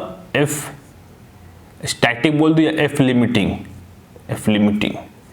और जैसे ये गिरा वो क्या हो गया? F के में फ्रिक्शन F के बीच हो जाएगा। और इस पॉइंट के बाद फ्रिक्शन क्या होगा? एक कांस्टेंट में कन्वर्ट हो गया, जो कि F के क्या है? कांस्टेंट ही है ना, क्योंकि फिर उसके बाद तो हमेशा F के अप्लाई होगा, जो कि कांस्टेंट रहेगा हमेशा, ठीक है? इस तरीके से F और फोर्स के बीच में। अच्छा, एक्सेलरेशन में बात करें तो क्या होगा? फ्रिक्शन फोर्स एंड एक्सेलरेशन में, इसके बीच में एक्सेलरेशन और फोर्स के बीच में, है ना? इसमें क्या होगा? तुम ही बताओ। फोर्स को जैसे जैसे इंक्रीज कर रहे थे तो 5 न्यूटन तक एक्सेलरेशन कितना था? 0। कहां तक? लेट से 5 न्यूटन तक, है ना? इस प्रॉब्लम के लिए 5 न्यूटन तक, है ना? उसके बाद अब 5 न्यूटन के बाद जैसे अपन फोर्स को इंक्रीज करेंगे तो जो नेट फोर्स होगा क्या होगा? पहले तो नेट फोर्स क्या था? बिफोर स्लाइडिंग नेट फोर्स क्या था मेरे भाई? F क्या था? F माइनस FL था ना। F को 5 के जैसे ही बाद इंक्रीज करेंगे तो एफ नेट क्या हो जाएगा, तुम ही बताओ। F minus F what what. चलो देखो दोनों में से कौन बड़ा है मेरे भैया।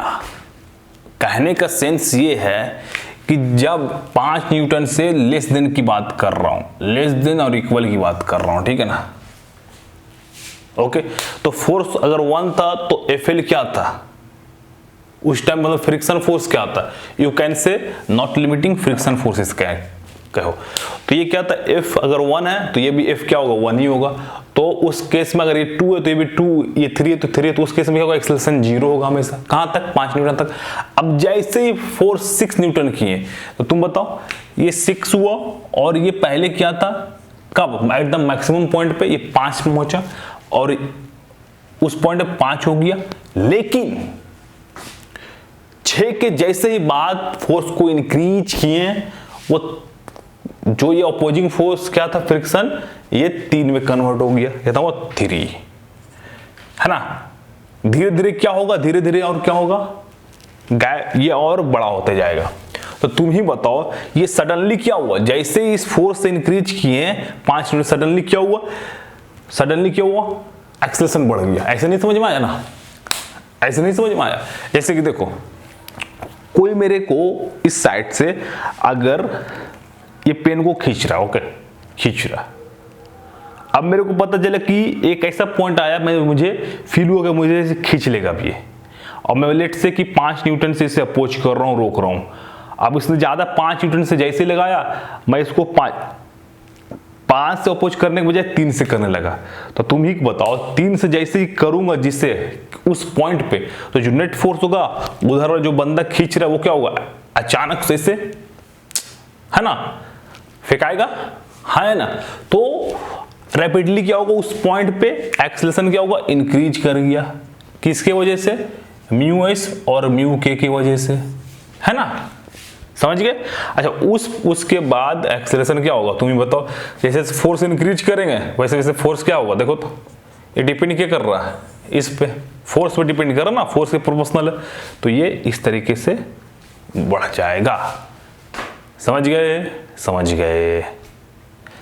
अगर इसे बीच आइगन निकालना है तो क्या होगा, इक्वेशन तो यही है ना, 1/m हो जाएगा। समझ गए, हाँ चलो यही है इसका, गेम ओवर। 29 फिनिश। अब बात करते हैं अगला।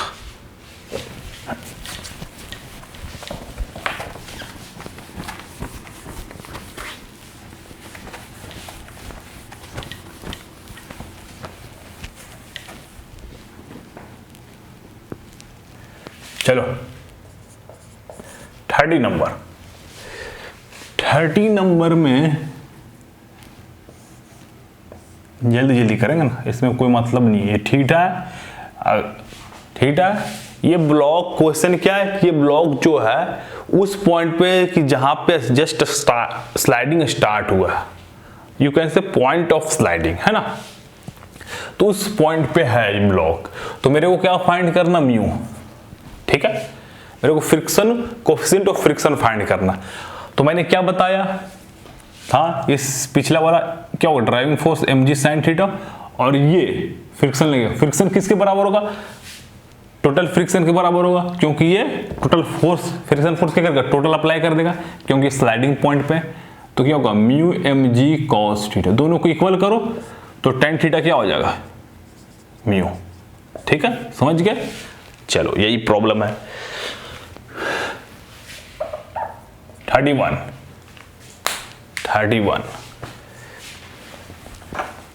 में क्या बोल रहा है मेरे भाई, 31 में ये बोल रहा है कि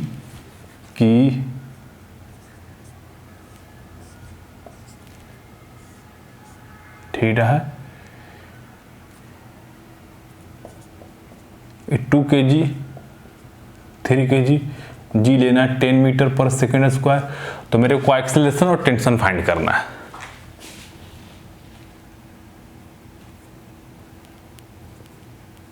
ठीक है, ये रस्सी क्या है, मासलेस है, ये पुली भी क्या है, मासलेस है, और there is no friction between, ये रस्सी और इस पुली के बीच में कोई फ्रिक्शन नहीं अवेलेबल है। समझ गए? चलो, है ना। ओके, तो मेरे को क्या फाइंड करना है, इसका एक्सेलरेशन।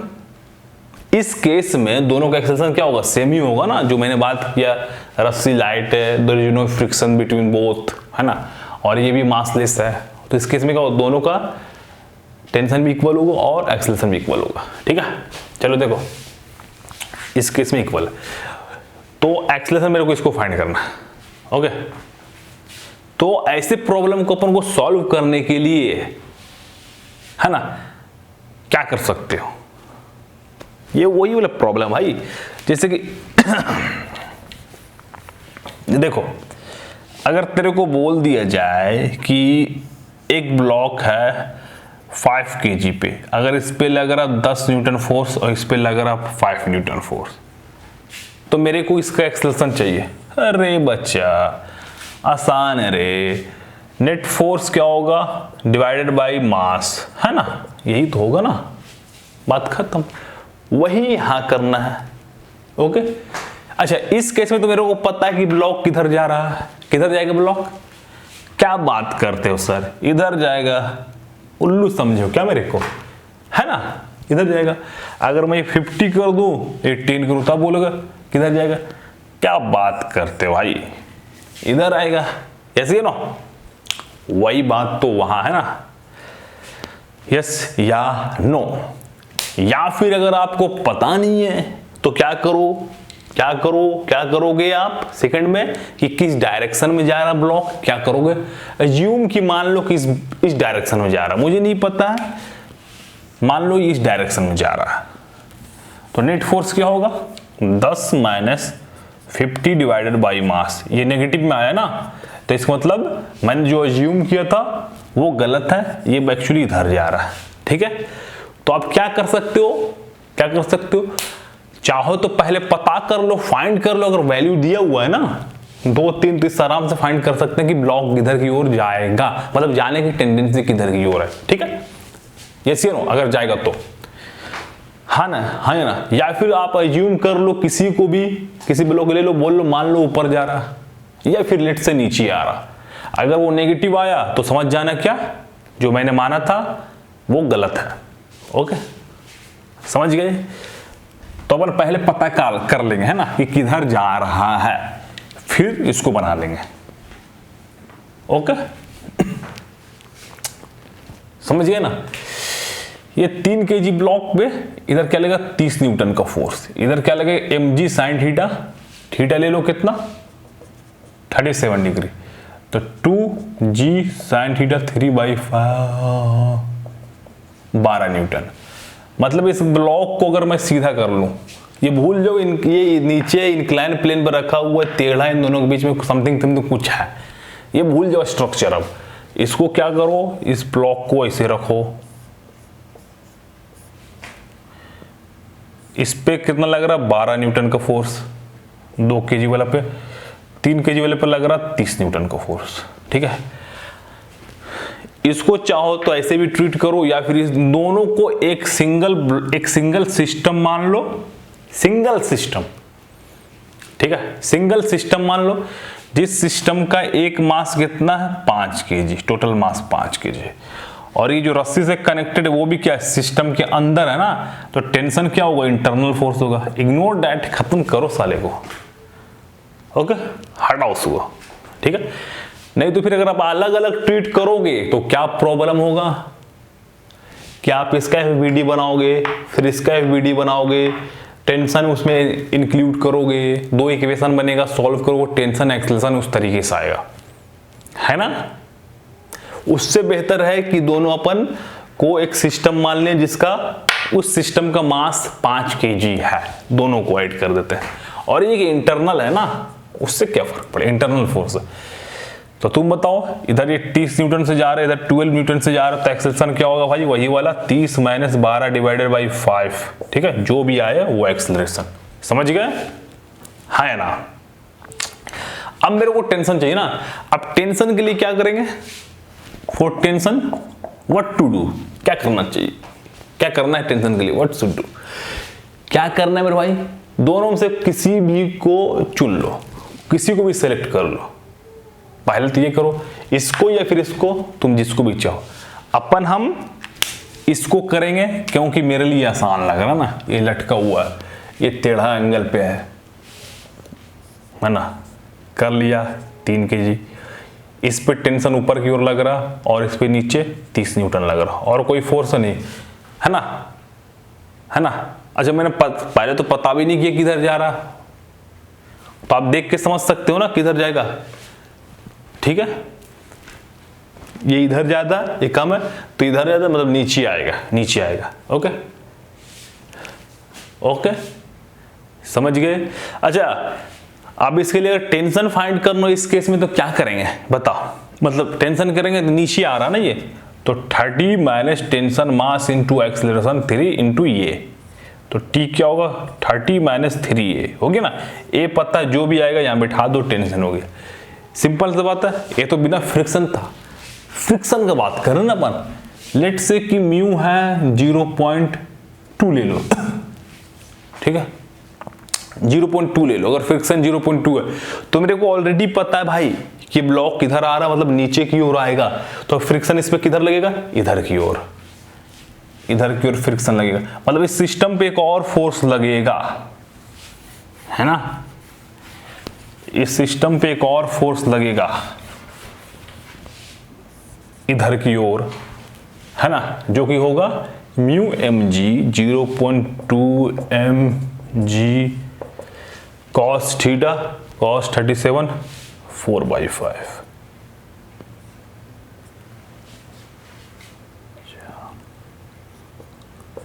सिक्सटीन बाई 5, ठीक है।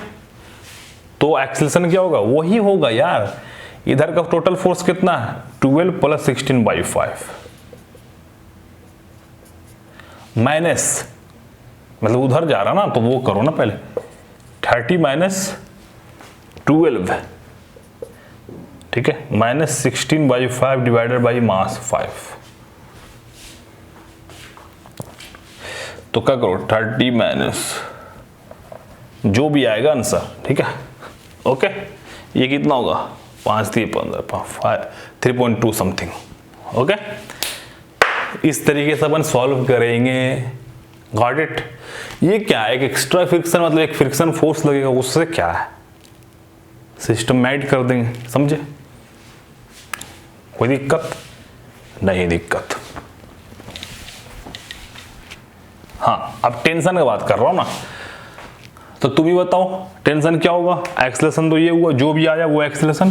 अब टेंशन के लिए भी वही करेंगे, कोई भी ब्लॉक चुन लो 3 kg का, कोई भी चुन लो, इस पे टेंशन लगेगा ये, क्योंकि टेंशन दोनों में क्या होगा, इक्वल ही होगा ना। टेंशन ये नीचे आ रहा है 30 से, क्या करो वही करोगे 30 minus T mass into acceleration. Acceleration जो है यहाँ पुट करो, आपको आपका आंसर आपके सामने। ओके चाहो तो इसको भी कर सकते, फ्री बॉडी डायग्राम बनाओ। इस पे कितना आ रहा mg sin थीटा 12, और इस पे फ्रिक्शन और उधर टेंशन। ये ब्लॉक किधर जाएगा, ऊपर की ओर जा रहा है, तो t माइनस इन दोनों फोर्स को ऐड करो, लेट से f है, f डैश है, f dash mass into acceleration 2 into a कौन सा, यही वाला है। ओके है ना, तो t क्या होगा f डैश प्लस 2a, ठीक है, खत्म, फिनिश इट।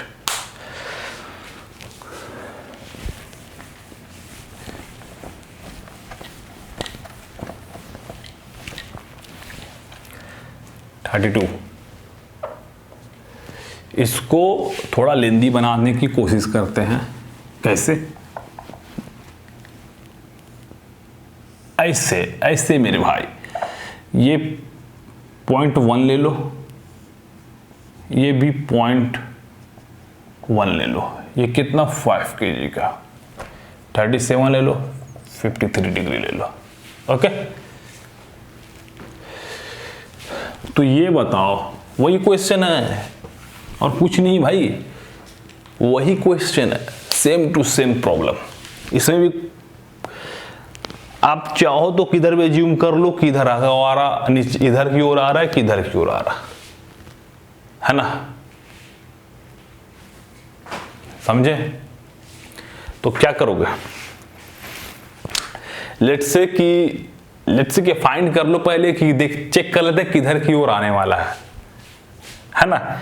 इधर क्या लगेगा 5g sin theta, okay.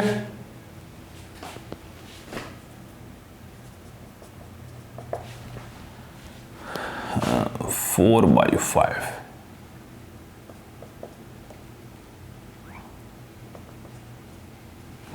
Okay. इधर क्या लगेगा, कितना आया था 12 न्यूटन आया था ना।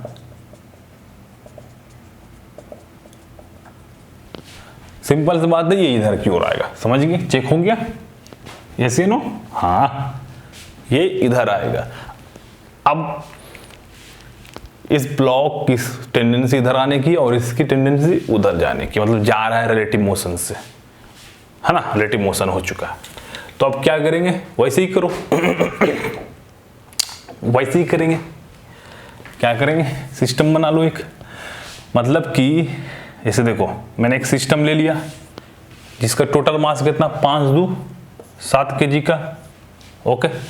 इधर एक फोर्स लग रहा है, किधर लग रहा है 5g sin थीटा, जो कि 40 न्यूटन आया था, है ना।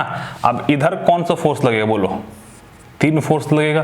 कौन सा, एक तो पहले इस पे लग रहा है mg sin थीटा जो 12 न्यूटन था, ग्रेविटेशनल फोर्स। इस पे फ्रिक्शन कितना आया था मेरे भाई, बोलो तो, mg cos थीटा 0.1 m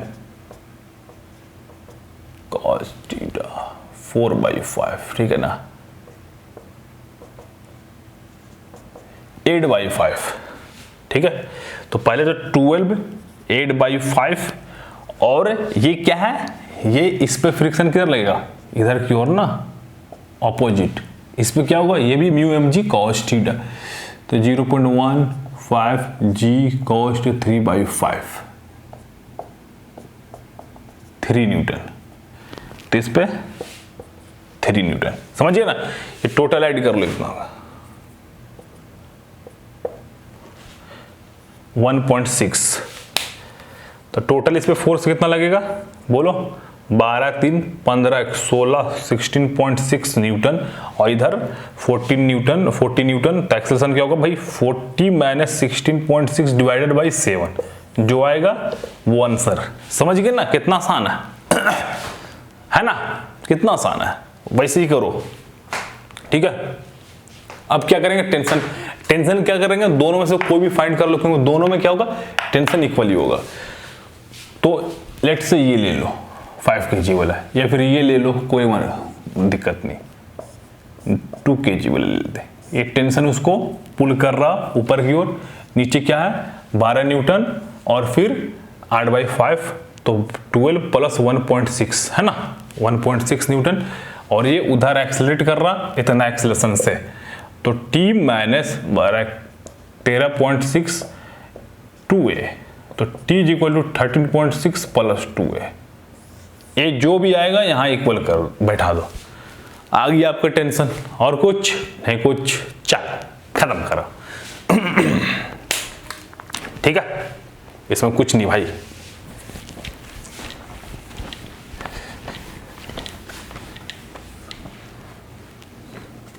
है ना, 33 न्यूटन, 33 का प्रॉब्लम नंबर। अब देखो आसान से एक प्रॉब्लम ले लेते हैं। एक ब्लॉक है 2 kg का, ये इधर रखा हुआ है 5 kg का, के लिए आसानी होता ना। और जी लेंगे कितना, ओके। देखो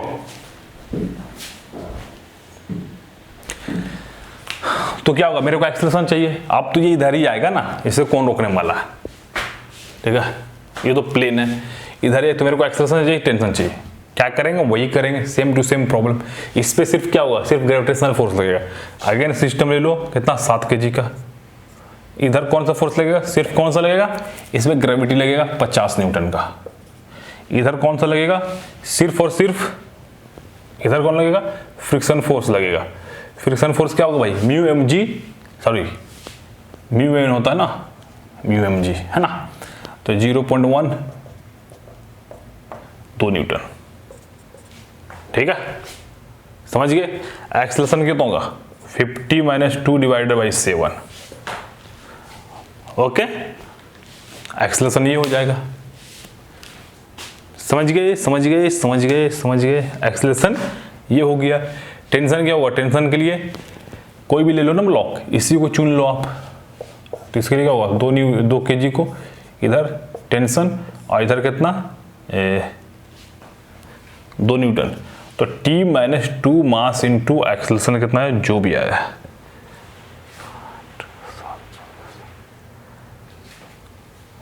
जो भी है एक्सेलरेशन T = 2a + 2।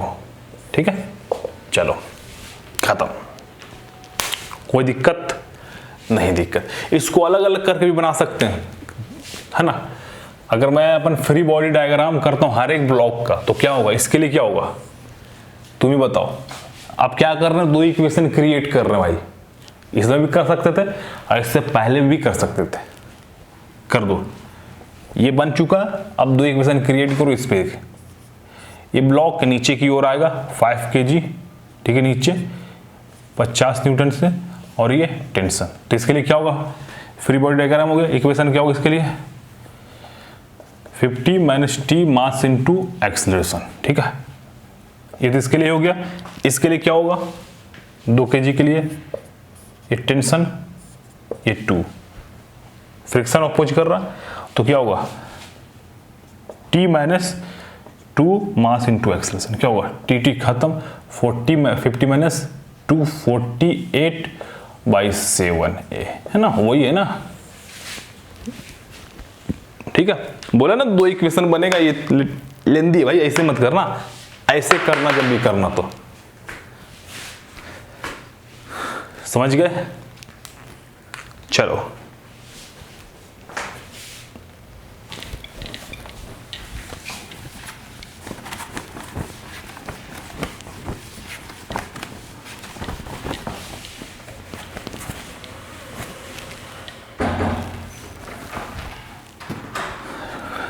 (33,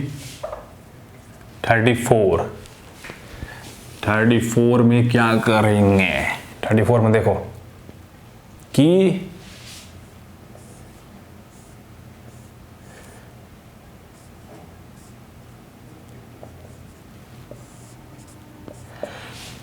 ठीक है, मेरे को F मिनिमम फाइंड करना। अगर इन दोनों के बीच का फ्रिक्शन कोएफिशिएंट म्यू ले लो।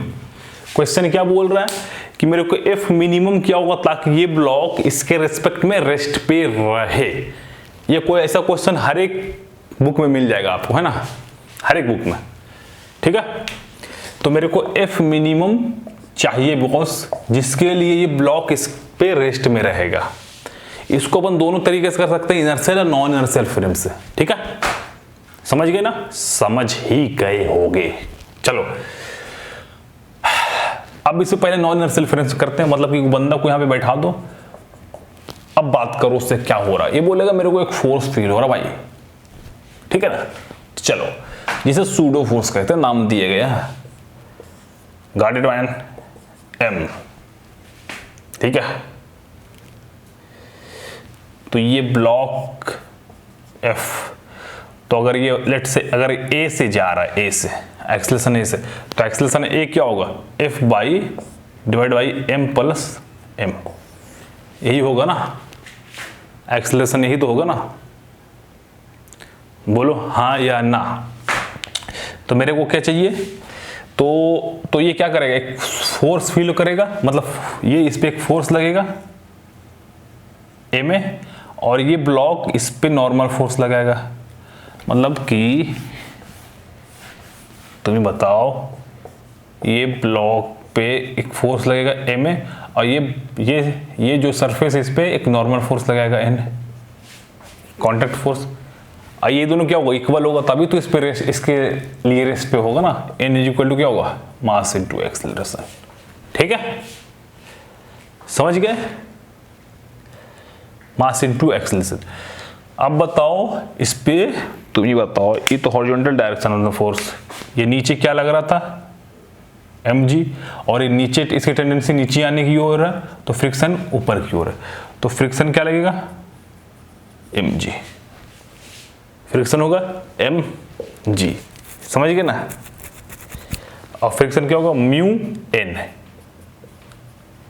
M g mu m m जी,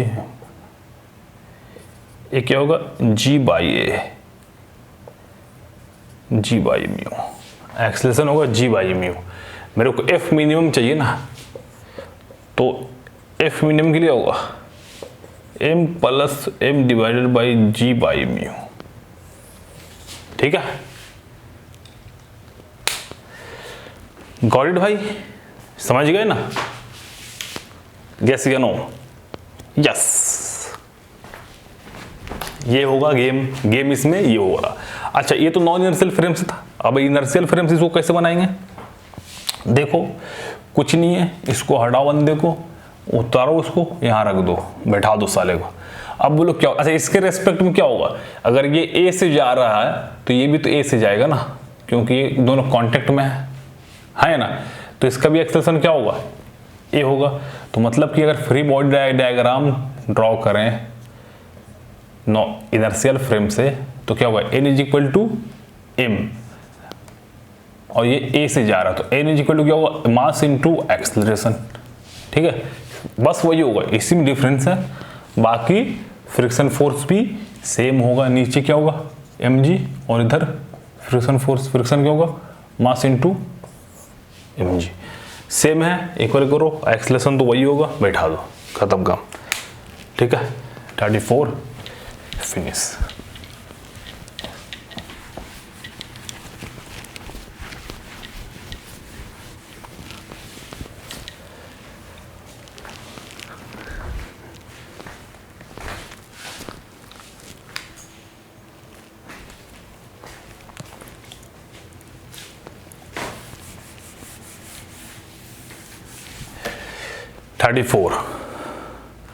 अब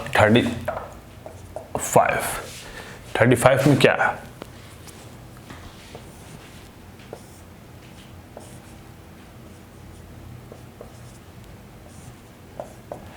एक ब्लॉक ऑफ मास एम है, ठीक है, इस पे रखा हुआ एंगल थीटा है, तो मेरे को एफ चाहिए। 3 क्वेश्चन यहाँ। फर्स्ट क्या बोल रहा है कि एफ क्या होगा ताकि ब्लॉक इस पे रेस्ट पर है ना, मिनिमम फोर्स क्या होगा ताकि ब्लॉक इस पे रेस्ट पर है। ओके ओके,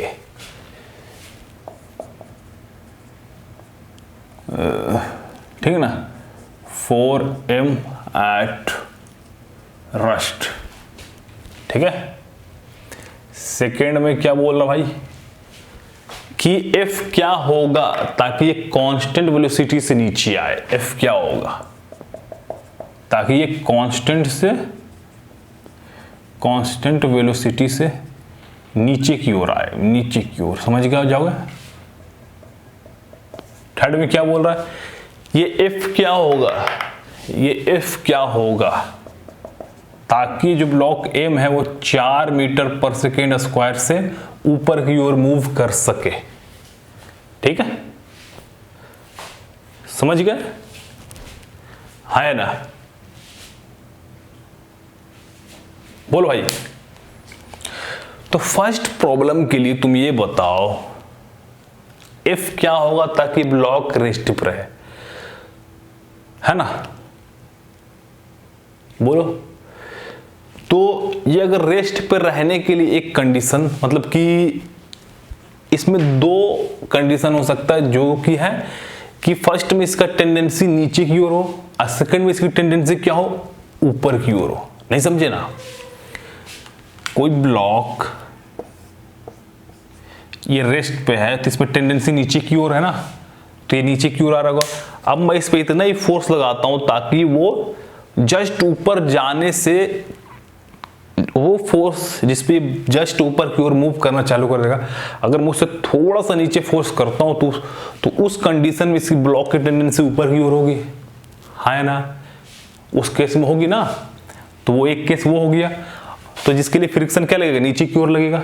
अगर मैं इस पे इतना ही फोर्स लगाऊं ताकि उस ब्लॉक की टेंडेंसी को सिर्फ नीचे आने से रोक सकूं, है ना, तो तुम ही बताओ, तो उस केस में ब्लॉक फोर्स क्या लगेगा, ऊपर की ओर।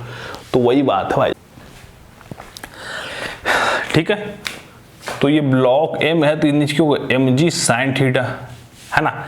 अगर ये रेस्ट पे है तो क्या होगा, F plus F equal to M G sine theta. तो एफ क्या होगा, M G sine theta minus friction force. F friction force क्या होगा, mu M G cos theta होगा। तो एम जी कॉमन ले लो, तो sine theta minus mu cos theta. समझ गए, समझ गए। अच्छा सेकेंड में क्या होगा भाई, सेकेंड में अगर इसकी टेंडेंसी ऊपर जाने की ओर रहेगा तो फ्रिक्शन क्या लगेगा, नीचे की ओर, नीचे की ओर, जो कि फ्रिक्शन होगा एफ एल के बराबर होगा, है ना। अपना फ्रिक्शन फोर्स पूरा ताकत लगा देगा। तो इस केस में क्या होगा, एफ इज इक्वल टू दोनों के M G sine theta plus friction force, M G sine theta plus mu M G cos theta. M जी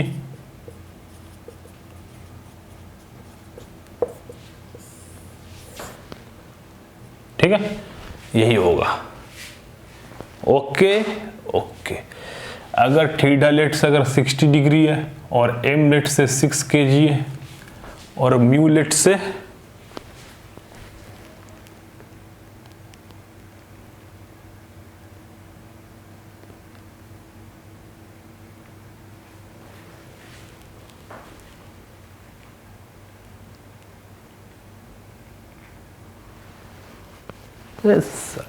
रहने दो, कुछ नहीं, कुछ भी ले लो, ले सकते हो एनीथिंग, म्यू 0.1 ले लो या कुछ भी ले लो, सेट कर दो इसमें। समझ गए, यही प्रॉब्लम है। अच्छा सेकंड में क्या बोल रहा है, एफ क्या होगा ताकि कांस्टेंट वेलोसिटी से नीचे की ओर आए।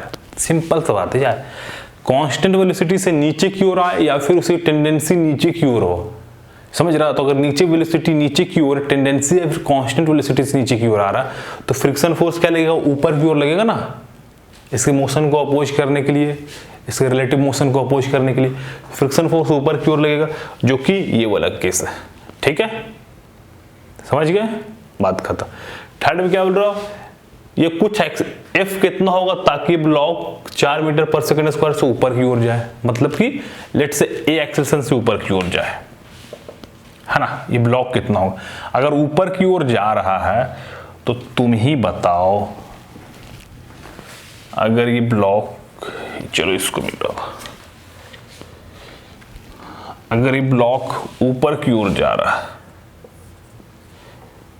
है ना, तो फ्रिक्शन फोर्स नीचे लगेगा, और इधर क्या है, एम जी साइन थीटा, और ये क्या friction force mu M G cos theta.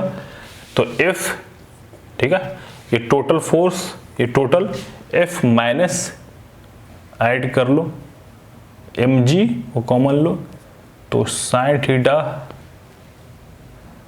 Minus add हो जाएगा ना दोनों, प्लस म्यू कॉस थीटा क्योंकि ऊपर की ओर एक्सेलरेट करेगा ना। इसमें के एफ क्या होगा ताकि एम का acceleration 4 metre per second square, तो तुम ही बताओ ऊपर तो फ्रिक्शन फोर्स नीचे, mass into let's say acceleration. ठीक है, ओके, बैठा देने का F is equal to M A plus M G, और ये sine theta plus mu cos theta. समझ गए भाई, यही होगा। यस नो, चलो आगे चलते हैं। ओके,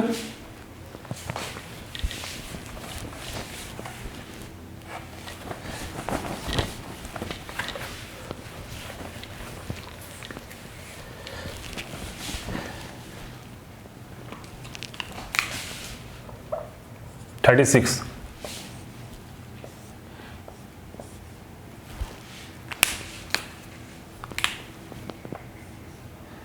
अगर ये 3 kg है, ये 2 kg है, ये 0.3 और ये 0.2 है, फ्रिक्शन कोफिशिएंट है।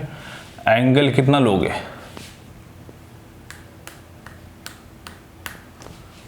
लेट्स से 37 ले लो, 37 डिग्री है ना।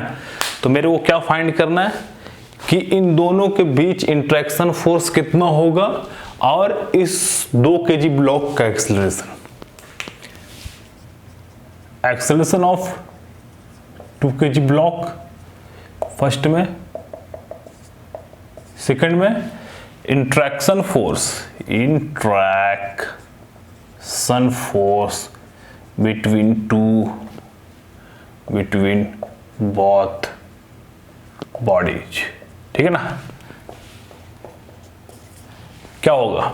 अच्छा तुम देखो भाई, गेस करो क्या होगा यहाँ। 0.3 इसका फ्रिक्शन कोएफिशिएंट इन दोनों के बीच 0.2 है, तो मतलब क्या होगा, दोनों क्या होगा, इसके कंपेयर में इस पे ज्यादा फ्रिक्शन फोर्स लग रहा है ना, तो धीरे धीरे मूव करेगा, ठीक है, इसके मुकाबले में। तो एट द एंड क्या होगा, दोनों एक दूसरे के साथ चिपक के चलेगा, क्योंकि इसका म्यू ज्यादा है इससे, है ना। तो मतलब क्या हो, दोनों एक साथ ही मूव करेगा, ठीक है। चलो, दोनों अगर एक साथ ही मूव कर रहा है तो क्यों ना दोनों को एक सिस्टम ही मान ले, है ना, दोनों को एक ही साथ ट्रीट कर देंगे। समझ गए। जिसपे टोटल फोर्स क्या लग रहा है, बोलो, फ्रिक्शन फोर्स लगेगा ना ऊपर की ओर, μ1 m1g cos theta, μ2 m2g cos theta. क्या होगा, μ1 m1g cos थीटा, तो g cos थीटा कॉमन होगा भाई, μ1 m1 प्लस μ2 m2 ही होगा ना। और नीचे की ओर फ्रिक्शन क्या लगेगा मेरे बच्चे लोग, m1 plus m2g sin theta, gravitational force है, ठीक है। टोटल मास कितना हुआ, 5 kg बोले तो m1 प्लस m2, अगर इसको मैंने m1 माना और इसको m2 माना, समझ में आ गया ना, हाँ या ना। तो एक्सेलरेशन क्या हो जाएगा मेरे दोस्तों, ये माइनस वो क्या होगा, सॉल्व कर लेते हैं क्या, ये माइनस ये डिवाइडेड बाई टोटल मास मतलब 5 kg, तो m1 m2 g sin theta minus g cos theta into μ1 m1 plus μ2 m2 divided by m1 plus m2 बोले तो 5 डिग्री। समझ गए, एक्सेलरेशन ये आएगा, ठीक है। कैलकुलेशन खुद करना यार, एक्सेलरेशन ये आएगा। अपना काम है कॉन्सेप्ट बताना, ना कि कैलकुलेशन करना, ठीक है, समझ गए। उसके बाद मेरे भाई, उसके बाद अब क्या होगा तुम ही बताओ। ये तो एक्सेलरेशन तो हो गया, 2 kg ब्लॉक और 3 kg ब्लॉक का सेम होगा एक्सेलरेशन, ठीक है। अब मेरे को कहिए इंट्रैक्शन फोर्स क्या हो रहा है, जो ब्लॉक जितना फोर्स से ये ब्लॉक इस पे पुश कर रहा होगा, धक्का दे रहा होगा, वही तो है ना इंट्रैक्शन फोर्स। तो अगर ये ब्लॉक मान लो कि n से पुश कर रहा है, n से इंट्रैक्शन फोर्स दोनों का, ठीक है, किसको पे 3 kg पे, m1 पे बोल सकते हो, m1 पे, तो नीचे क्या होगा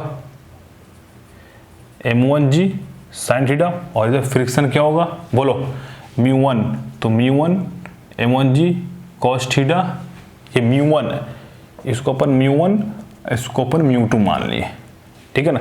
तो क्या आएगा, और ये नीचे कितना सा आएगा a एक्सेलरेशन से, तो कर दो ना n, और ये मिलके इसको ढेक के देगा और वो उसको अपोज करेगा, n plus m1g sin theta minus μ1 m1g cos theta m1a, है ना।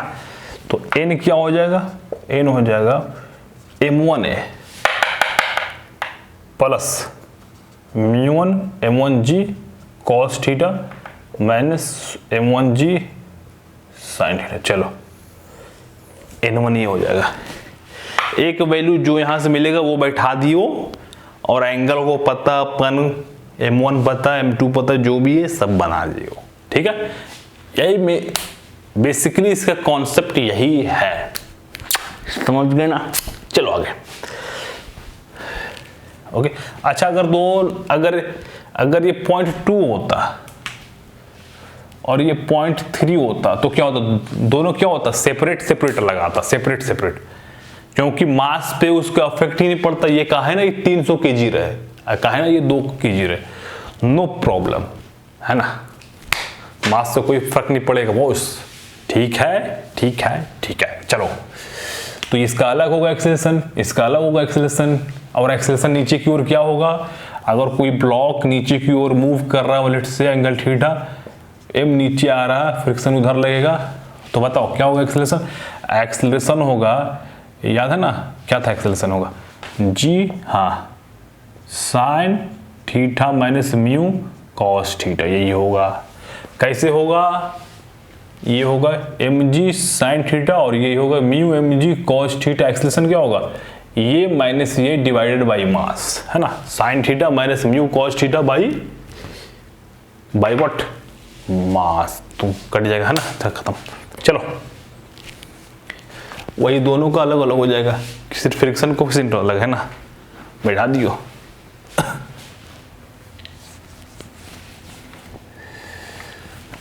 समझे, इस केस में दोनों फ्रीली आएगा अलग अलग।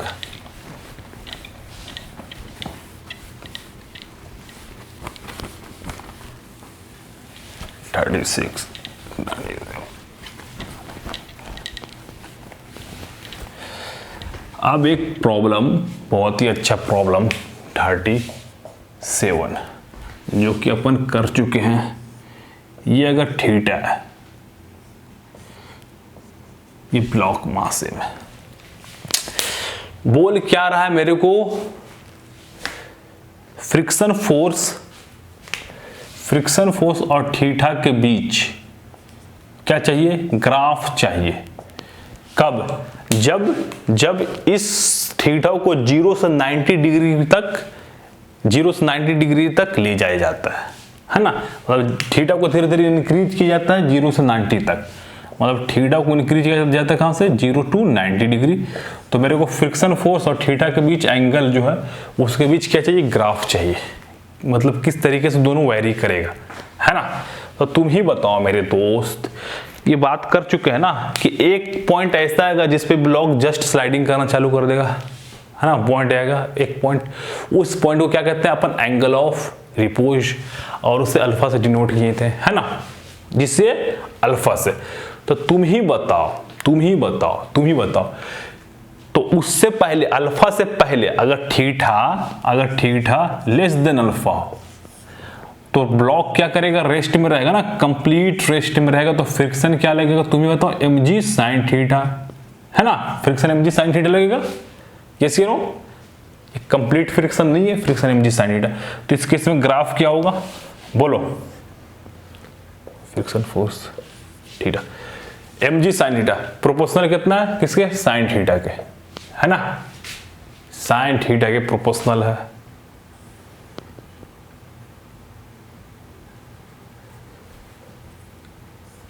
ठीक है, समझ गए, है ना। ये कौन सा पॉइंट है, वही तो अल्फा है ना, अल्फा। इसी पॉइंट के बाद रिलेटिव मोशन चालू हो जाएगा, है ना, जो कि तुम बताओ रेस्ट पे है तो क्या होगा, F1 बोले तो स्टैटिक फ्रिक्शन वर्क कर रहा होगा, जो कि स्टैटिक फ्रिक्शन काइनेटिक फ्रिक्शन से ज्यादा होता। तो इसके बाद क्या करेगा, काइनेटिक फ्रिक्शन अप्लाई करना चालू हो जाएगा, हाँ या ना, हाँ। इसके बाद काइनेटिक फ्रिक्शन अप्लाई हो जाएगा, जो कि उसके बाद अगर थीटा ग्रेटर देन अल्फा है तो फ्रिक्शन क्या होगा, तुम ही बताओ, mu M G cos theta, अपन पहले ही बात कर चुके हैं, क्योंकि टोटल फ्रिक्शन लग जाएगा, है ना। Mu M G cos friction किसके प्रोपोर्शनल है, कॉस थीटा के प्रोपोर्शनल है, ठीक है, कॉस थीटा। और ये जो म्यू है क्या है, तुम ही बताओ, म्यू के हो जाएगा ना, म्यू के, ठीक है, हाँ या ना, हाँ। चलो अब बताओ, तो तुम ही बताओ, काइनेटिक फ्रिक्शन कम होता है ना स्टैटिक फ्रिक्शन से, फ्रिक्शन cos थीटा के प्रोपोर्शनल है, तो cos थीटा ग्राफ क्या होता है, यही तो होता है ना भाई।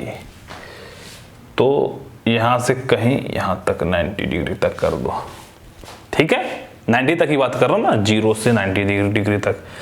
ये होगा F2 पॉइंट। F2 क्यों? क्योंकि ये काइनेटिक फ्रिक्शन है, वो स्टैटिक फ्रिक्शन था F1, है ना, तो स्टैटिक ज्यादा होता है काइनेटिक से। ओके ओके ओके ओके, चलो 37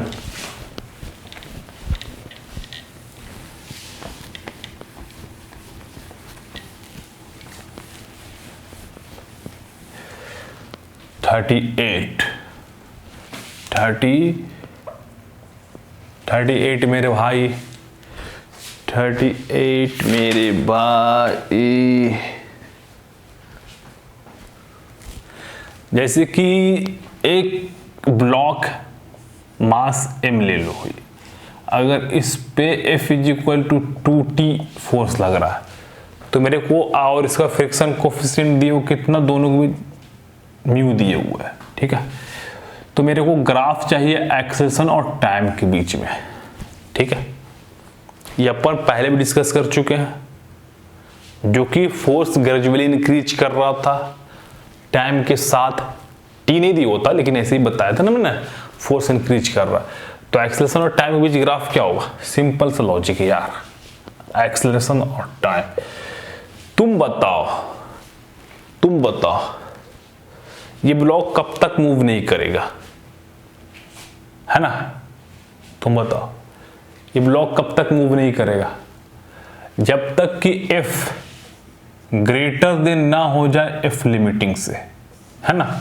जो ये फोर्स जो लग रहा है F लिमिटिंग से ग्रेटर देन अगर नहीं हो जाएगा ना, तब तक ब्लॉक मूव कभी नहीं करेगा।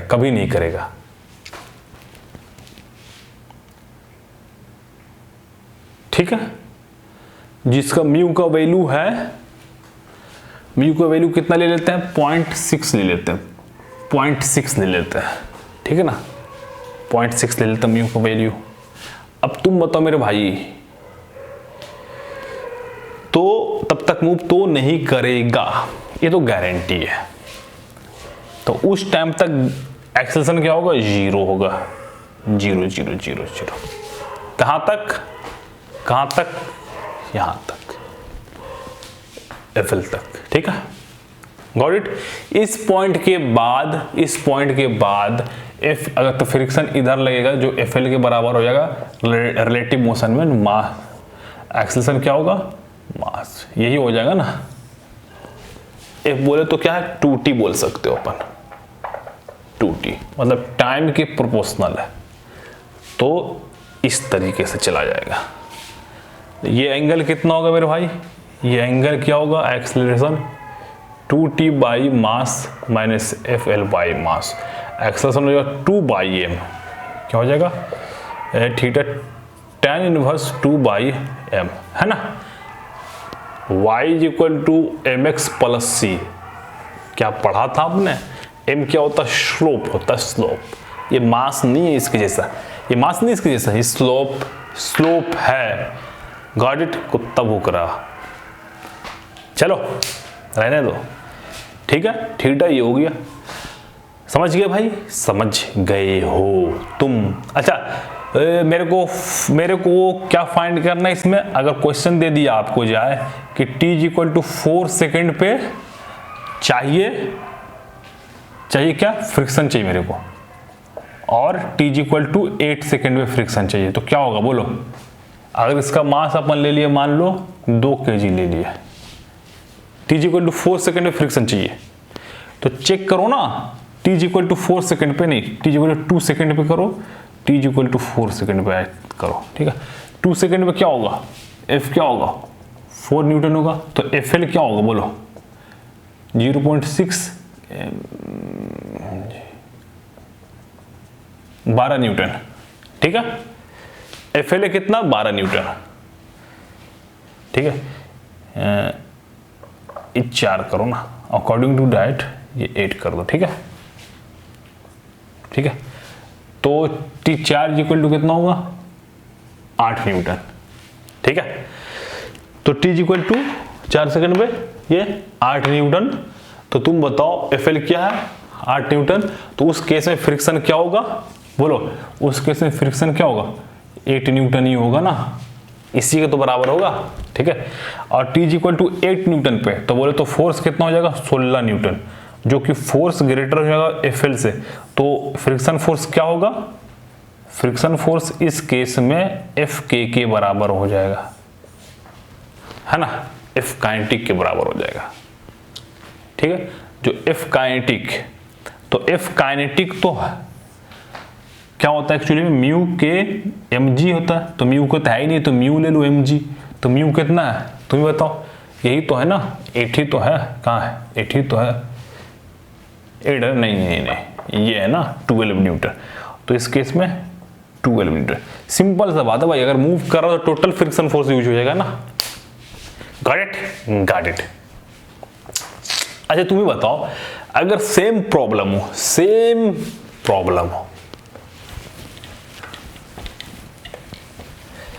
अगर ये 39 नंबर में ले लेते हैं, 39 नंबर, और ये सेम प्रॉब्लम हो मेरे बच्चा, लेकिन उसमें अगर म्यू एस और म्यू के दिया हो तो क्या होगा बताओ।